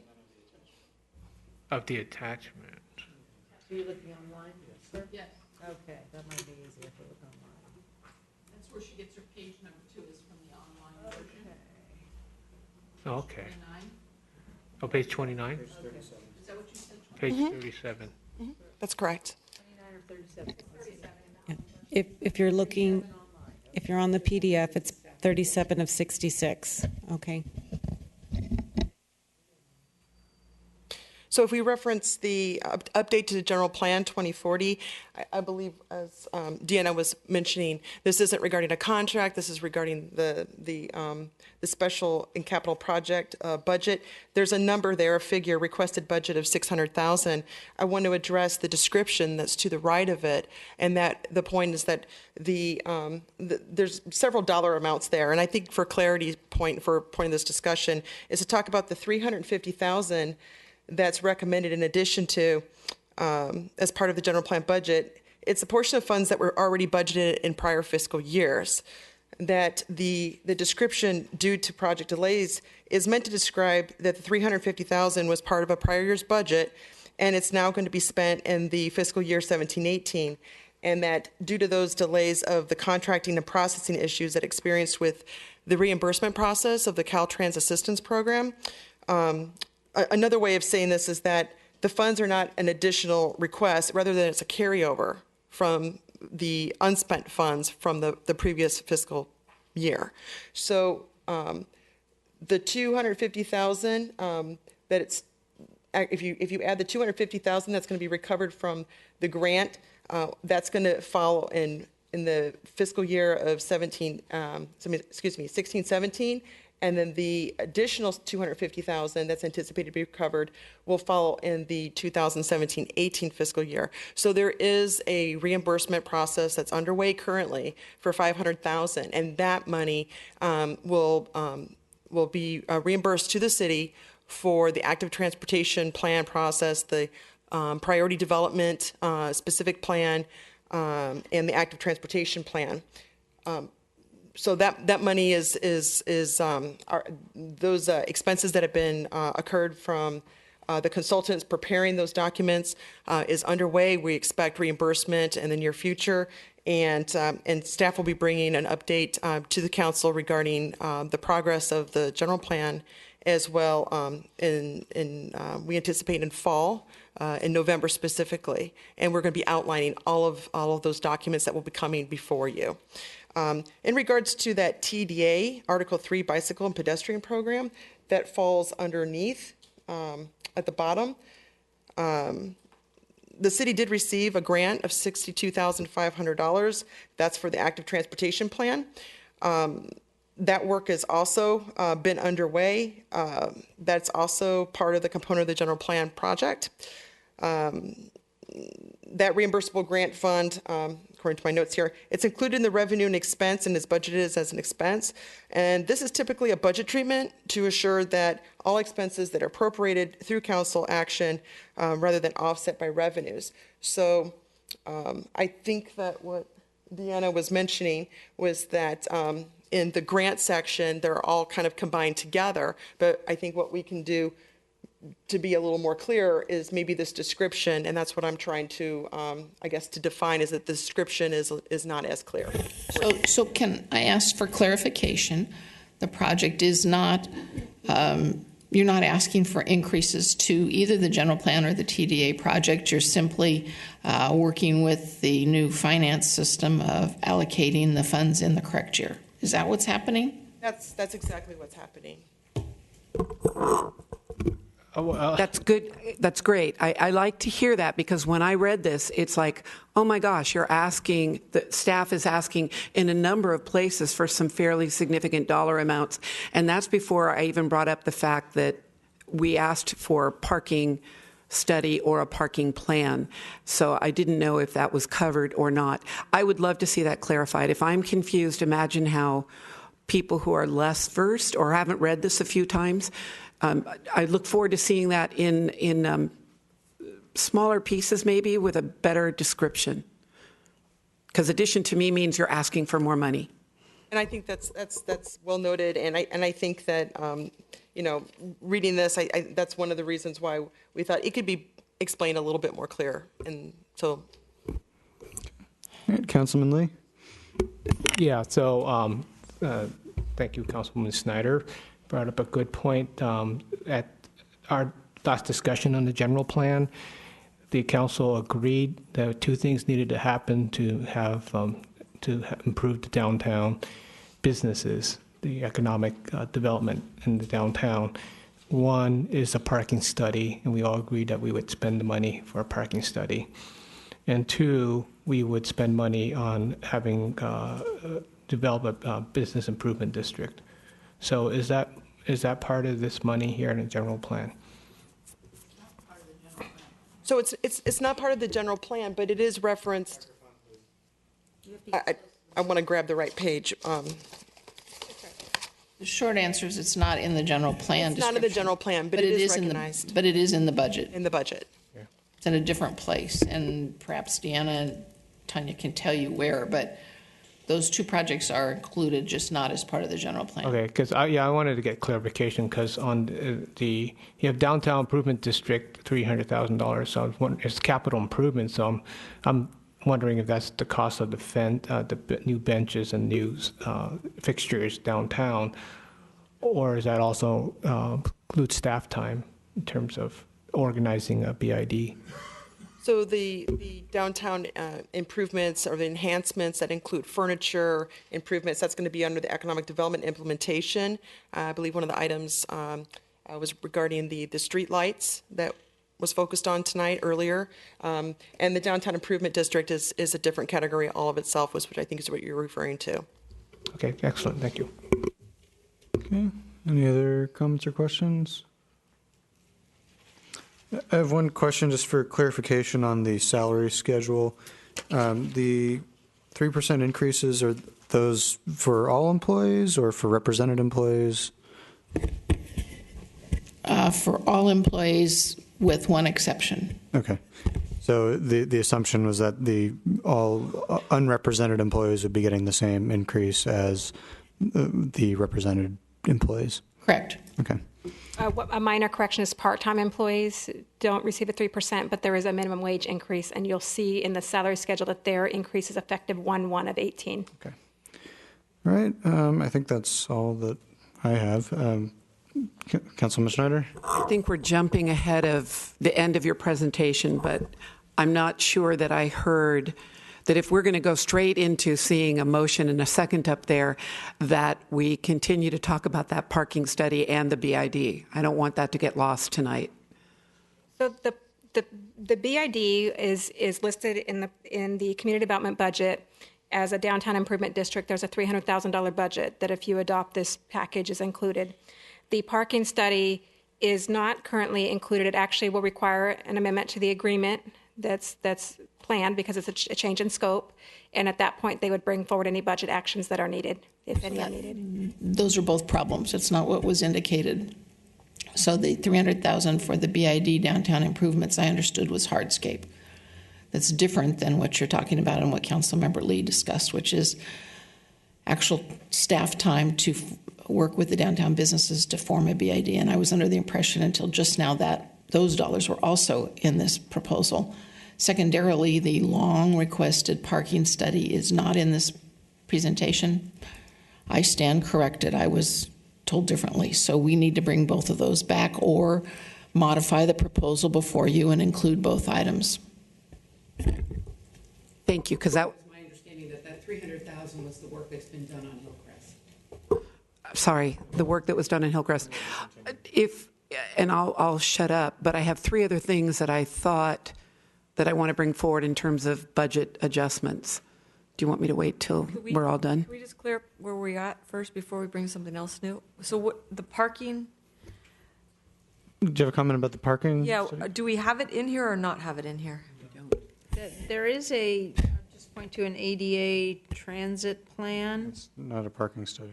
Okay. That's different. Wondering. No, that's a good question, but that's different. No, it is not in, is what the latest info I've been given. It's not there. But we'll have to get So it. can we do an amendment for tonight with that? Do we have a dollar amount estimate for that? Yes, your public works director can come up with an estimate before we contract for any such study. Would bring back the details in the contracting and request contracting authority. But if you had to come up with a number to add tonight, what would you add? Actually, we've been talking with our consultant, Kittleson, the traffic engineer. The cost is estimated at about $90,000, and there'll be amendments of contract with general plan consultant, and that will be requiring a council action. And at the same time, I would recommend that we do the budget adoption at that time when we bring back the contract amendment. And but if the council, as I'm hearing, desirous of adding that this evening, I'm hearing the public works director say he estimates a $90,000 cost, and we would bring back any changes to that when we do the contracting authority. Okay. The second item, the BID staffing work or consultant work to work with the downtown businesses, are we able to estimate a price on that? I'm looking at Tanya for that number. Is it possible to estimate tonight, or do we need to come back? We would need to come back to give that estimate. And I think Our apologies. I think that would be good to have kind of a presentation about the topic, because it's something that's sort of come up several times before, and we haven't really gotten that far with most of the downtown businesses. So maybe when that comes back, we could also have a presentation of what has been done at the past. Where are we now with that, and what are the critical steps going forward to actually get moving. Yeah, but for the BID in particular. Okay, let's go back to council questions. Are we talking about adding or deleting things from the budget, or are we just asking general questions at this time? General questions. Well, okay, you guys, I want to add things, but I want to add things, but that's your call, Mayor. Okay. Tell us what you want. Let's just go one at a time, and if you'd like to add or subtract something, go ahead. So let's start with Councilman Schneider.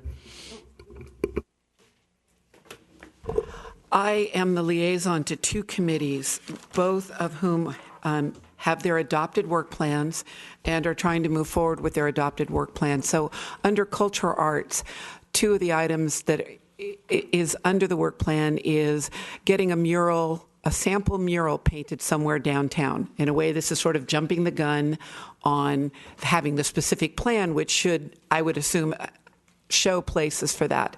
But wanted to just put it out there, and we don't have a dollar amount either. The Group 4 consultants promised to get me the cost of some murals that they've done for some of the park and rec centers that they built, but that number hasn't come in. So I would like to see that if we're going to come back with the BID cost, could we come back with a cost to give cultural arts a bare bones budget for both a mural somewhere downtown, and then the other project is identifying 6 utility boxes throughout the city, and some money set aside for that. There's still the question of amateur artists versus professional artists, which clearly makes the cost, but they're working on that. So that's cultural arts so that would be coming back with that. Okay, before you go on there, I think that's premature at this point in time, since we're headed down the roads of probably a brand new recreation facility. I think it would be more apropos or appropriate at that point in time to discuss something like that instead of adding to this budget here. Well, I hear what you're saying, but the problem is most of the work plan for cultural arts is to review the various planning documents. None of the planning documents have come forward, so they don't have work to do, and they're working. This isn't going to happen for quite some time. They've got to work up a process. They've got to get the process approved by us. Having worked with them in the past, there are so many different aspects of public art that are out there, and we've mentioned things in my discussions with them previously, is that, we can talk to the city of San Francisco, who has a glut of art, according to their mayor. I mean, there are different ways to, work with the schools and all kinds of different things there. I don't think it needs a separate budget item at this point in time for them to find something to do. that's just my opinion, but there's so many different ways that art can be approached out there. I don't think that we need to add to this budget already. I do think the BID and the parking study are extremely important. Well, I'm going to disagree with the vice mayor, but at least let them come back with an item. The utility box project is one way of getting art throughout the community on that, and we think that the costs are minimal, very minimal, especially if they're done by amateur or school artists. I think maybe that could be something that comes out of the committee where they come up with a plan for utility box art, and then at that point we get a dollar amount and we add it in as a budget. And that's great, as long as I make sure that everyone is aware that that's what they would like to do. Yep. Okay, second question. If I may also, in working with the department heads that manage commissions and committees, they all have authority for some budget level. So if they're working through their work plans, their minor items are typically at a department head level to make approvals, depending, again, on what other impact it has, if it's impacting a planning item or a larger item.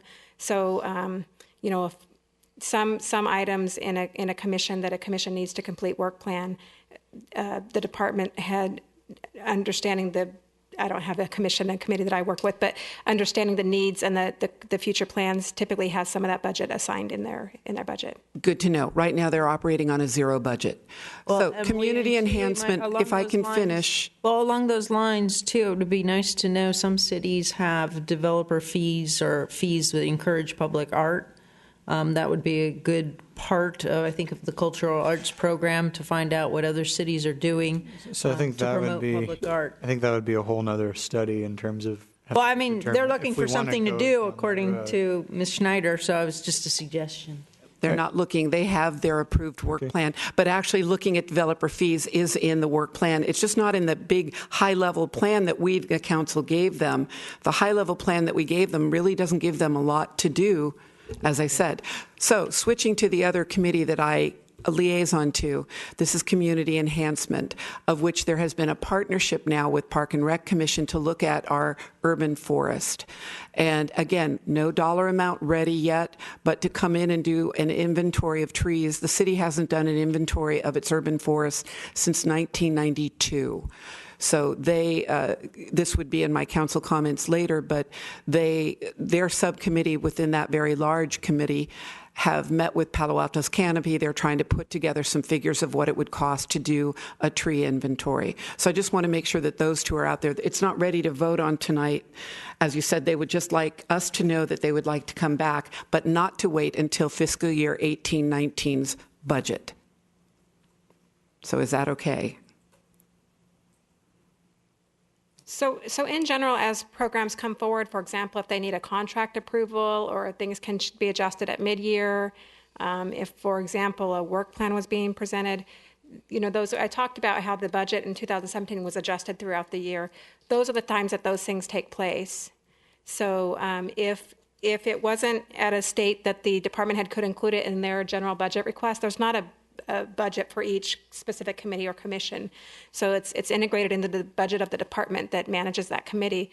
But if there's a need for change and it's brought to the council in terms of a package, either as part of a contract, as part of a mid-year budget, as part of a different type of report.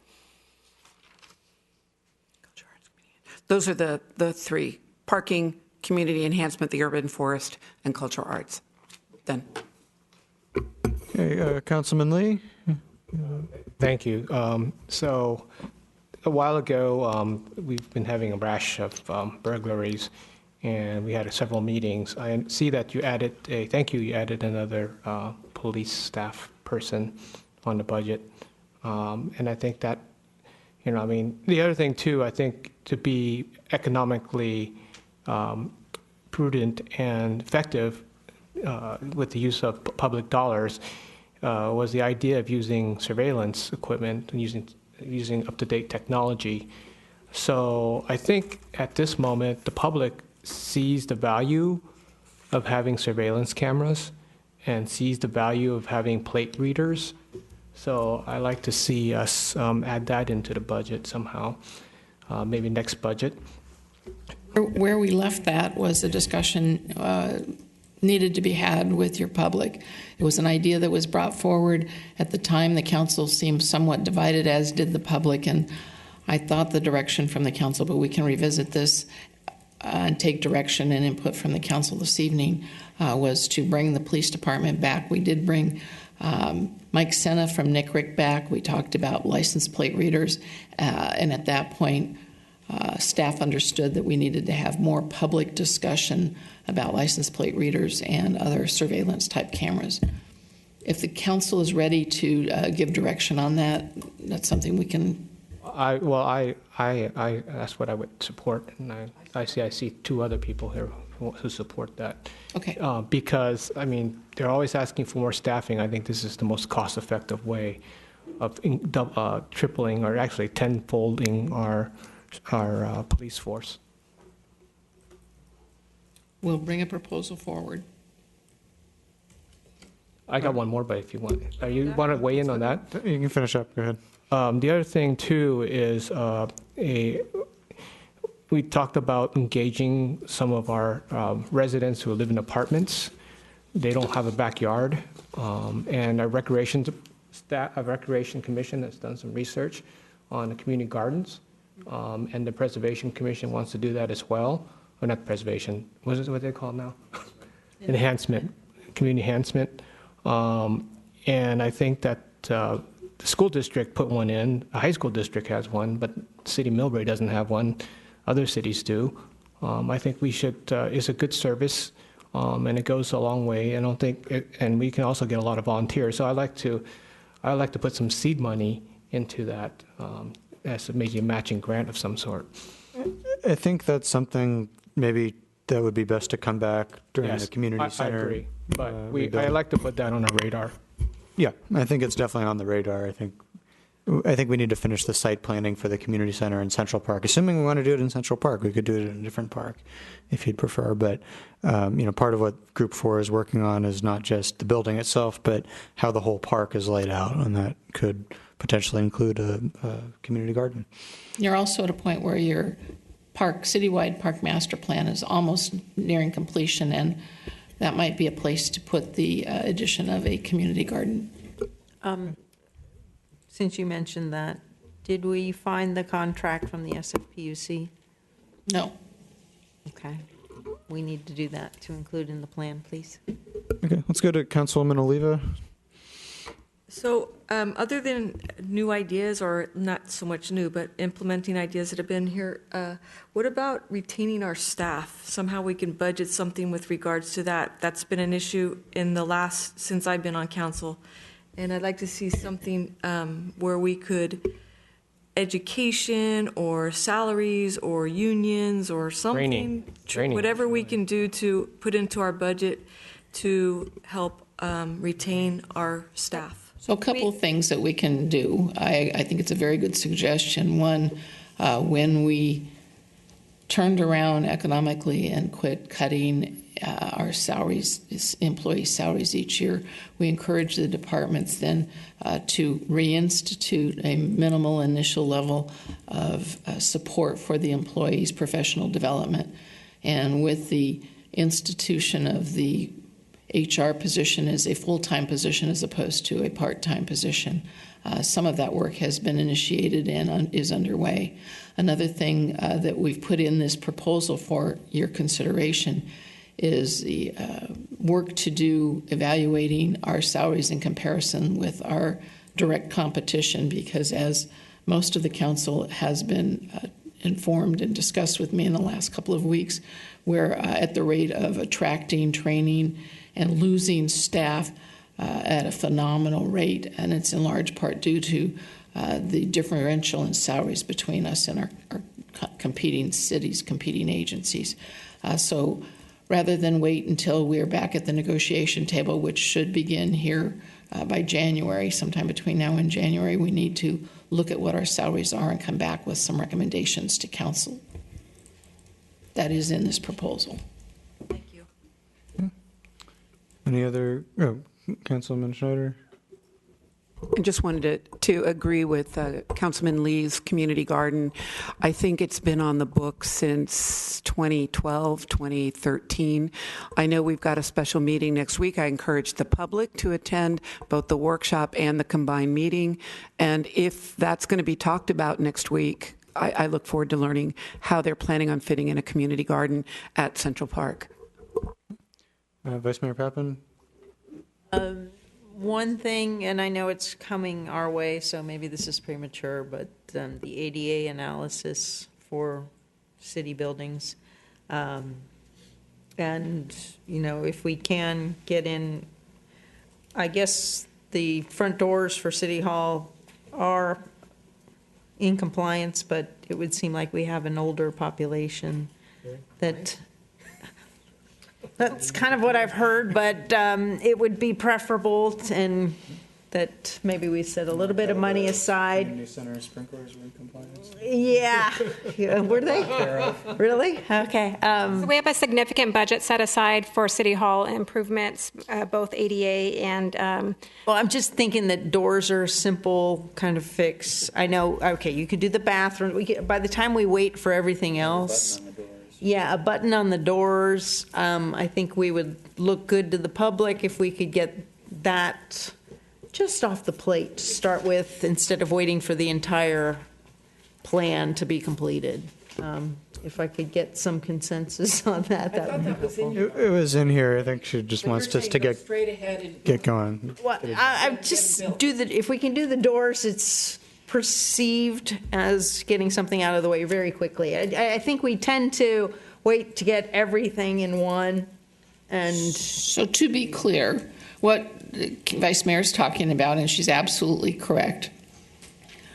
At the end of last calendar year, some of your residents approached you about making the doors accessible between the back handy lot where the handicap lot is and these chambers.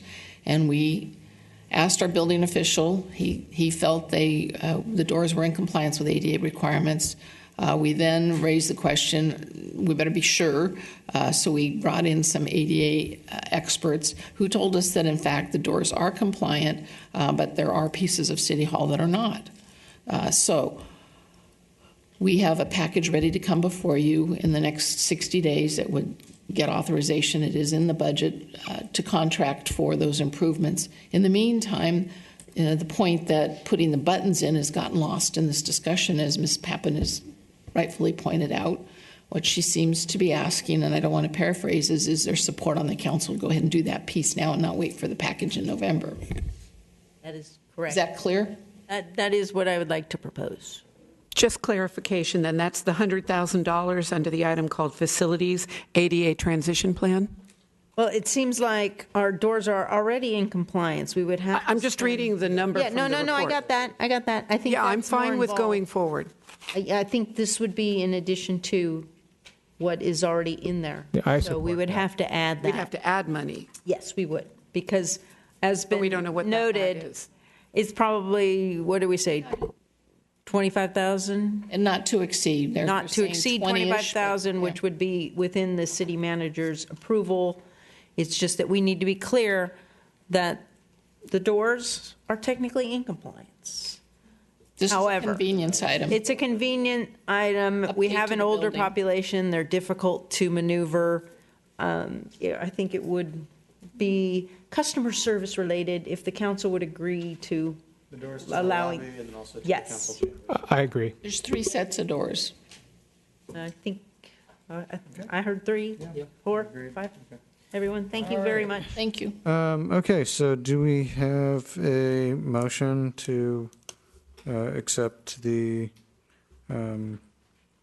mid-year operating capital budget and approving the revised salary schedules? Okay, looks like we have a motion from Councilman Lee and a second from Vice Mayor Pappen. Your votes, please. Can I ask a question first before we? Sure. So this can come back to us when? It will. I know, but when?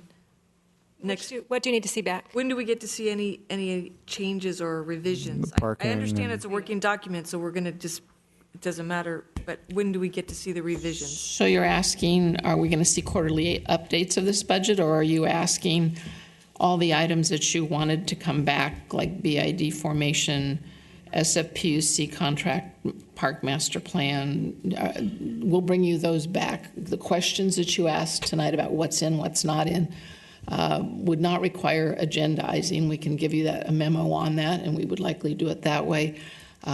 If you're asking when are you going to see budget again and how often are you going to talk about budget, our plan is quarterly. Okay, so based upon what you're going to put on a memo to everybody, is that going to include a garden? I heard two things on the garden. One, that you wanted community garden included in the budget, and two, that if it's included in the park master plan. So maybe I can rephrase it. Is the question, is that the two things that'll come on a memo will be the BID and the parking study? And what about the salary HR that I had mentioned? Would that be on a memo of some sort? It's already Salary's already there. Salary study is there. I think it's there. It's in there. But just to build on, It's not, yeah. but the other comments, the clarification, just using the general plan as an example, that was confusing language. Tanya said she was going to clarify the language. So this report's going to go through another edit before it gets posted to the finance page? No. Well, it depends on your action this evening.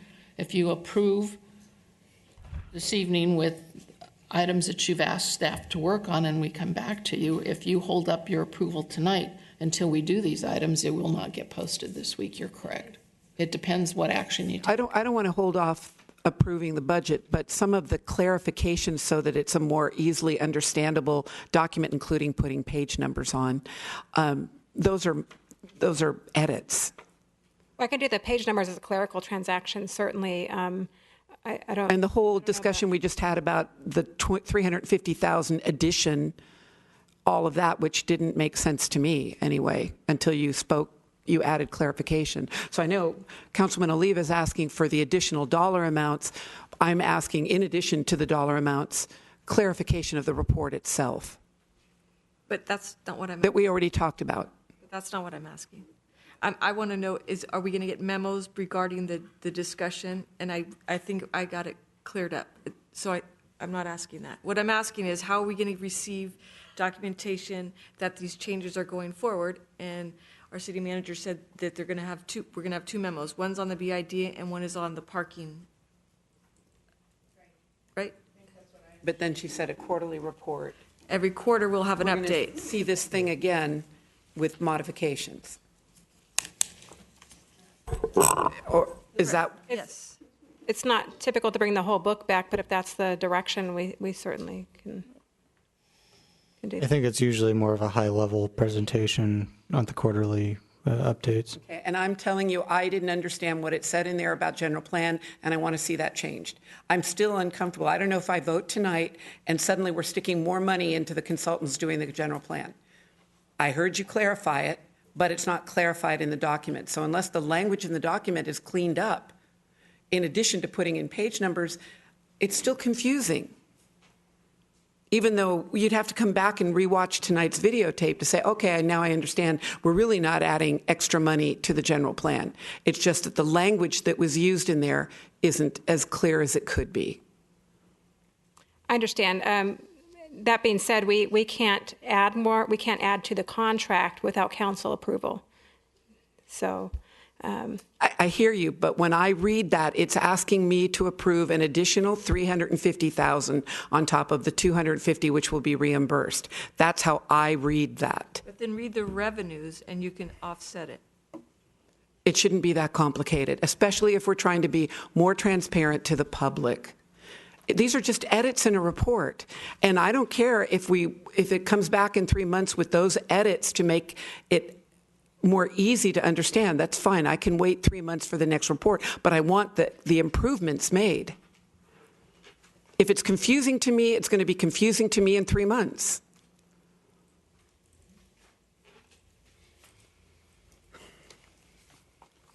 Okay, well, clearly I don't have a concurrence here, so then it makes it very difficult for me to vote on this budget document when I find confusing statements in it, when I find 3 different references for the same bond. I don't think you're alone on this. I think we all had a little bit of confusion, every one of us, and that's why we had the discussion. So it's perfectly okay to bring up. I'm on the mic. I think it's perfectly okay to be confused and put it on the table. But to ask a program to be rewritten is.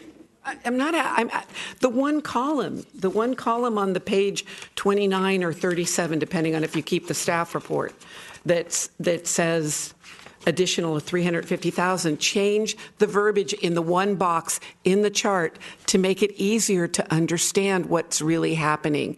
That you're zeroing out accounts from previous years and starting over in this new fiscal year. The description that you used on this, which even as you said it, I said, I'm going to have to go back and play with that so that I understand what it is you really said. Okay. It makes sense to you. It didn't make sense to me. One of the things we talked about was a quarterly update, not just on the budget, but on capital projects, and I think we could clear it up then. I think that might be a good way to go. I think that would be reasonable. Good idea. Okay. Is that satisfactory? Okay. And I found one typo too. You can fix that. But and I reported to the city manager today. I found sentences that need to be rewritten because they don't make sense. So can we get those changed before it goes on the city's website and other people read them? Well, I told you about them today earlier. I have them identified.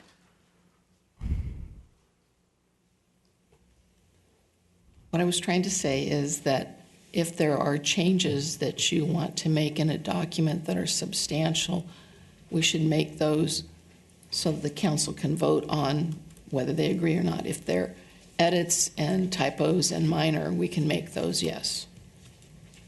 Fine. These are not substantial. Okay. So we have a motion from Councilman Lee and a second from Vice Mayor Pappen. Your votes, please.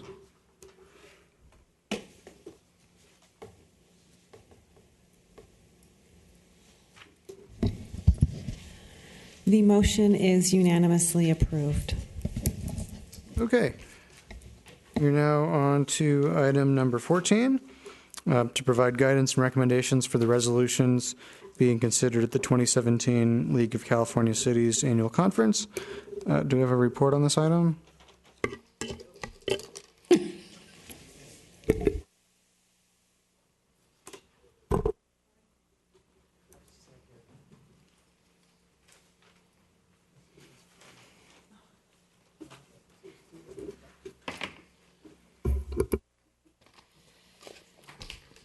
Good evening, Mayor and Council members. Before you, as a matter of somewhat routine business, the League of California Cities is having their annual conference starting tomorrow, and one of the items that they will be discussing at their business meeting is 2 resolutions, and tonight you're being asked to provide direction to the mayor, who is the voting delegate to the meeting, on your decisions on how you'd like to proceed with the 2 resolutions. So there is a resolution regarding the implementation of strategies to reduce negative impacts of recent changes to criminal laws. And then there's the local control for emergency response. There is a packet that was provided to you from the League which outlines these 2 resolutions. And tonight you're just being asked again as to provide your input to the mayor, who is the voting delegate. And this concludes my report. So just to clarify, there wasn't any staff level recommendation or analysis or anything done on either of these. These are purely policy decisions for the council. Yes, these are policy decisions. There's no staff recommendations on either of these. Okay. Any comments from the council? Sorry. I think we should get some input from the sheriff's department, or I always hesitate. I work need to take action. My day job. Yes, I mean it seems. I know it seems things like this. Improve negative impacts of criminal law. Notice. They sound good, but it was kind of like 3 strikes, and your 3rd strike could be writing a bad check. I'd have to read them in much more detail here. I'd be happy to call you about that later, Mr. Mayor, but at this point in time, you're changing the criteria, justifying the release of nonviolent, non-serious, non-sex offender inmates to include their total criminal and mental health history instead of their last criminal conviction. Ugh, that's filled with all kinds of things. I mean, I can give you specifics how someone was released from prison and, you know, now they're a serial killer on that front. I mean, I hesitate that they try to simplify things here, and that the state of California in their realignment has released a significant number of inmates into the counties and our cities, and it's just, I would hesitate to agree to something like that without getting the input from our law enforcement as to what that would be. I 100% agree. So my first inclination would be no on that one. On the first, Councilman Lee? I was at a lot of those discussions, and I could say the police supported this resolution. And there was the only discussion was that there's some people in Southern California who felt that these things should be voted by the public, in which case I think is kind of kicking the can. So I would support this. You would support it? I would support it. I think I'm leaning towards no. You know, it's a complicated issue, and Propositions 47, 57, I think, have had, you know, complicated results. I think, you know, both of those propositions were steps in the right direction compared to, you know, how many billions of dollars the state was spending each year on incarceration. I think, obviously, not, you know, most of the people who've been released from prison have not caused any problems. Some have, unfortunately. Some have caused violent crimes. But I think, you know, beginning to sort of reconsider these issues that have both been approved by voters statewide, you know, without having sufficient analysis, I think I would lean against the proposal. Although, you know, the list of the crimes that they have listed that they want to reconsider are all sound like very serious crimes. But I think my natural inkling is to lean towards no, and I trust the vice mayor's past working on criminal justice issues, you know, having that knowledge and that background. So that's my leaning, but I'm kind of on the fence. I'm leaning towards you. Well, you're the third vote, so you decide. And I think we've expressed enough concern that when you hear, because usually someone speaks on these issues, so I believe we would trust your interpretation of what's being presented at the moment in time, because there usually will be a pro and a con. But yeah, I hesitate to throw a broad blanket over things like this when, in fact, our criminal justice system has, as you said, there's been a lot of legislation recently, and it just seems too general for me to be comfortable with. Okay. So it sounds like a consensus on the topic. I will plan to vote no when this comes up on Friday, probably to the disdain of some of many of the cities proposing it. Next is item number 2. This is a resolution of the League of California Cities supporting legislation amending the Government Code Section 38611 to clarify the definition of local control, providing broad statutory authority for local officials to determine emergency service levels and the direct emergency medical response within their jurisdictions. Any comments from the council on this topic? Can our city manager let us know what you've learned in the last year of, or how many times? Six different classes? 9 months. 9 months. I would say on the face, local control of EMS would be something that we would support. Local control having not just city, but also our district that we participate in. I don't know the provisions of the bill, and I don't see, one of the things that concerns me is I don't see a recommendation from the policy level committee. So there is a public safety policy committee, and I don't see it included in the package, and that does concern me. I think they typically meet at the conference and give a recommendation, yay or nay, before it comes to the floor for a vote. Yeah, that's what I'm saying, is we may need to get there and see what we can find out about why the need to restate local EMS control at this point, what's really going on behind the scenes, and I don't have that info. Councilman Schneider? When this came up, we haven't met as an Emergency Operations Council.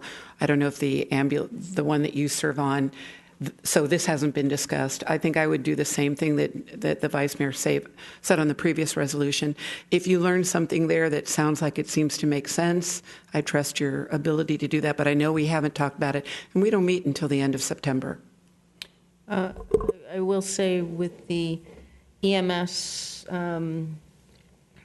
or the ambulance service contract might be up. Coming up soon. And the company has been sold multiple times. And we do have a resident, a former firefighter, who's very interested in maybe the jurisdiction taking over those services. So we are exploring that and trying to get as much information as possible. I don't know that this in and of itself would impact that in any way, shape, or form. But you might want to be aware of that, and I think you've already met with him, so you kind of know what's out there as a possible future for us. Councilman Lee? I'll leave it up to you. Okay. Yeah, I think, on the surface, I like the idea of local control. It sounds appealing. It sounds like something that the league typically supports, issues regarding local control. I think I'll probably wait to see the policy committee's recommendation on this one before voting, but I think I'm leaning towards yes, but without knowing much information about the issue. Okay. I think that's it for this evening. Should you like to do council comments or forego comments? Okay, let's start with you, Vice Mayor Pappen.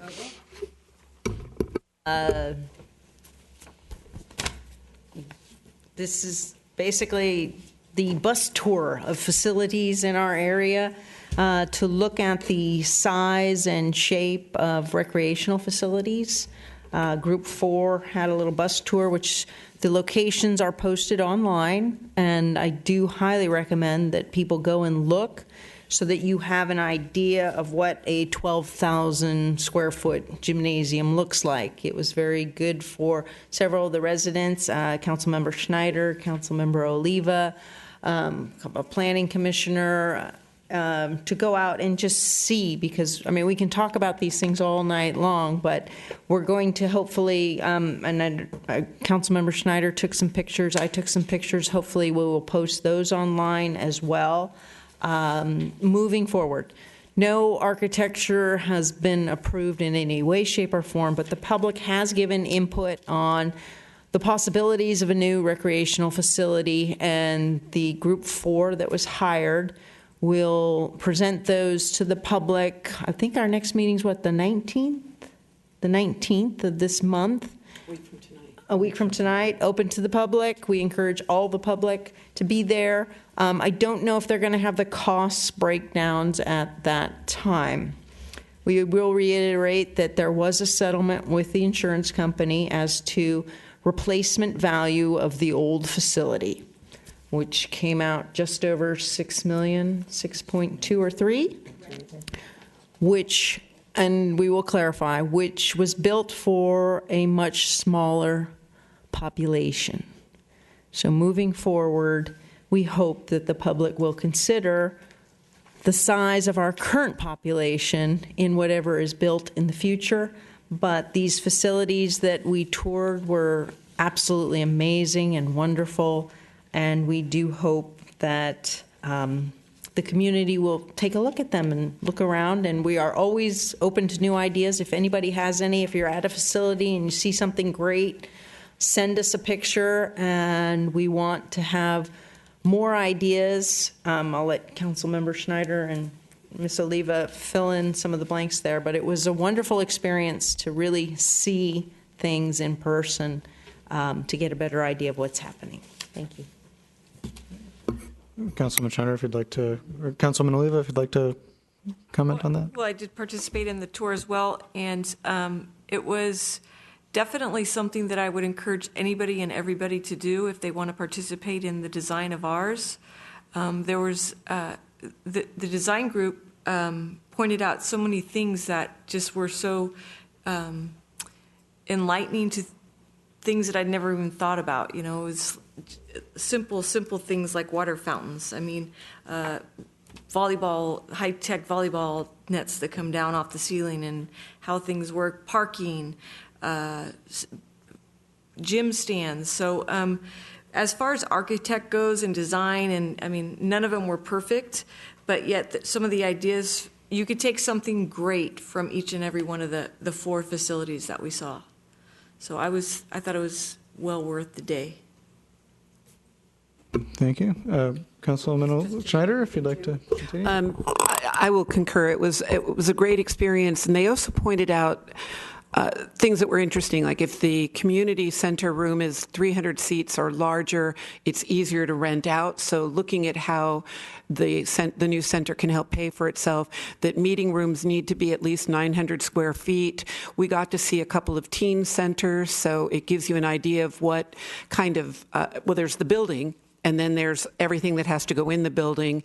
There was an outdoor movie theater.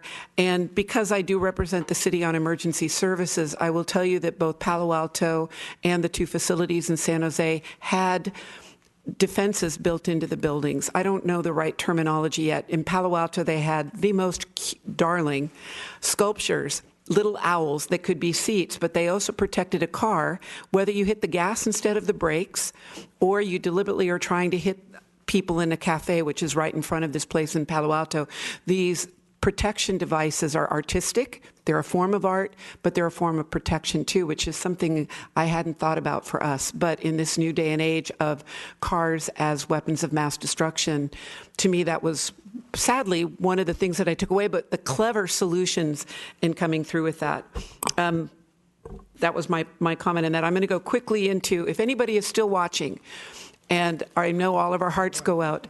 Our hearts go out to everybody in the areas of disaster, both in the U.S., in the Virgin Islands, et cetera. We have a new CERT program, a new course coming up in January. This last CERT, Millbrae CERT class last year, it didn't even fit capacity. A few years ago when Gina and or Vice Mayor Pappen and Councilman Lee were in it, we had 45 people. I hope that if you're watching at home, you will consider going to the Millbrae CERT program, because if you watched Houston, you watched people. That's, even though they never talked about CERT, that was the people coming out and protecting their neighbors. And that's the whole concept of CERT, regardless of whatever the disaster is. We've got a new class coming. Please fill it up. They're taking applicants now. This is the time. I already talked about culture arts. I want to give a big shout out to the Chamber of Commerce and everybody involved in the most hot art and wine festival we have ever had. I was with the film crew on Saturday. We were trying to film people playing on the carnival rides. There would be one child for 4 or 5 rides. It was that horribly hot. I also volunteer for the CERT booth. We talked about in the future we need to think about having a cooling center at the Art and Wine Festival. So how we might do that in terms that the Chamber also uses this as a fundraiser. But, thank you to everybody involved. It was much nicer on Sunday. Some merchants made their sales, but I'm sure many did not. And I hope they come back to us next year. The Millbrae Lions Car Show was the most successful ever. I don't know if I'm stealing that from Wayne. Councilman Lee, sorry, more cars, and that means more money to give back into the community. So thank you to everybody. I'll give a shout out to my neighbor across the street. He's a battalion chief in San Francisco. They have a car club within the fire department up there, and they all brought their Camaros down. So it was really fun to see these new people in there, and I think that's what really makes us a fabulous community, is all of the community groups working together. Finally, an update from the SFO Roundtable. There is a bill in Congress. It's H.R. 3353, and it is going to reopen the discussion of insulation of homes for noise. It is way too early to think that anything may come of it, but the insulation program, including the discussion of insulation that has failed. And if you're like me, insulation, I think of what goes in the walls, but we're talking about the windows. And a lot of the windows that the city of Millbrae put in under the insulation program from the 80s are failing. So we're trying to kick that back up, but this is not anything that's going to be happening soon, but we're working on it. Thank you. Councilman Lee? Do you want to make the announcements about the man, woman? I'll leave that up to you, okay? Go ahead. No, I'll leave it up to you. So, okay, because the mayor should announce it. Anyway, so I'm going to the League of Cities and just been appointed by the president to be on the resolution committee. So that was out of the blue. And some members of the Economic Advisory Committee met, but they were unable to create a quorum. So the question is, do we want to change the quorum, or do we want to change their time? Maybe that might help.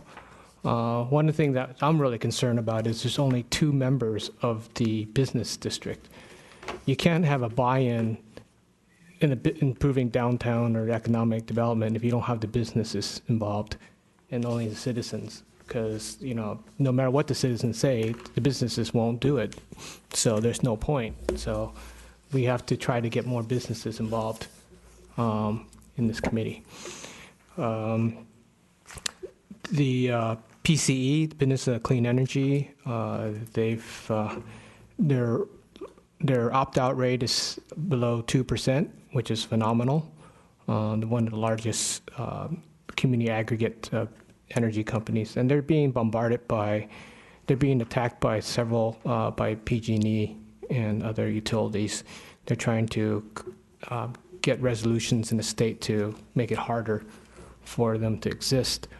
And PG&E is, so you see on your bill that there's a energy transport fee too. So that's not something that's what everybody pays, so it's not a PCE thing. And PCE has moved into their new headquarters on Woodside. It's very nice, but a little bit smaller. But I would encourage you to go visit. And I think that's the majority of my comments. Thank you. Okay, thank you for the comments. Just to announce the Man and Woman of the Year that is coming up in October 20th, and I'd like to congratulate the winners this year, Dino De Ranieri and Debbie Van Wart, for the Man and Woman of the Year for 2017-18. Congratulations. I also attended the Sister Cities Commission meeting in August. We were joined by Councilman DeGuara from Mosta Malta, who came to visit, and he actually presented a number of wonderful gifts to the city, several books, a nice bronze statue. So it'd be nice to get those up. I don't know where they are now, but to put them on display somewhere where the public can access those gifts. I believe Councilman Lee is planning to visit Mosta next year. January 10th, so if anybody wants to join my delegations. Very good. Also, the Mayor's Civic Coordinating Council has been changed. It is now going to be on September 28th at 9 a.m. and the fourth Thursday of each month at 9 a.m. from now until the end of the year. Oh, and We also would like to celebrate Pauline Yang, who was selected as the Student of the Year, first ever for 2017. And we'll be honoring Pauline at the Man and Woman of the Year dinner as well. And there's a joint school board meeting. When is that? City Council on the 21st at 7:30 a.m. in the library. On September 21st, 7:30 a.m. in the library room A. So good opportunity to talk about issues that affect both the city and the school district. And in closing tonight, sadly, we lost our library services manager, Tom Ball, last month. He had been our library services manager for, I think, about 3 years now. Yeah, for 20 plus years. I think it had been in Pacifica many years before coming to Millbrae. So sad that we lost him. A tragic loss for the community. Very unexpected. We also lost Christy Barrasone, the wife of Central County Fire Captain Robert Barrasone. So our thoughts are with Captain Barrasone and his family, and with Mrs. Ball during this difficult time for them. So with that being said, I'd like to close in their honor and adjourn the City Council to our next regularly scheduled meeting. Actually, to our special meeting next Tuesday evening with the Parks and Rec Commission. Okay, good night, everyone, and we'll see you next time.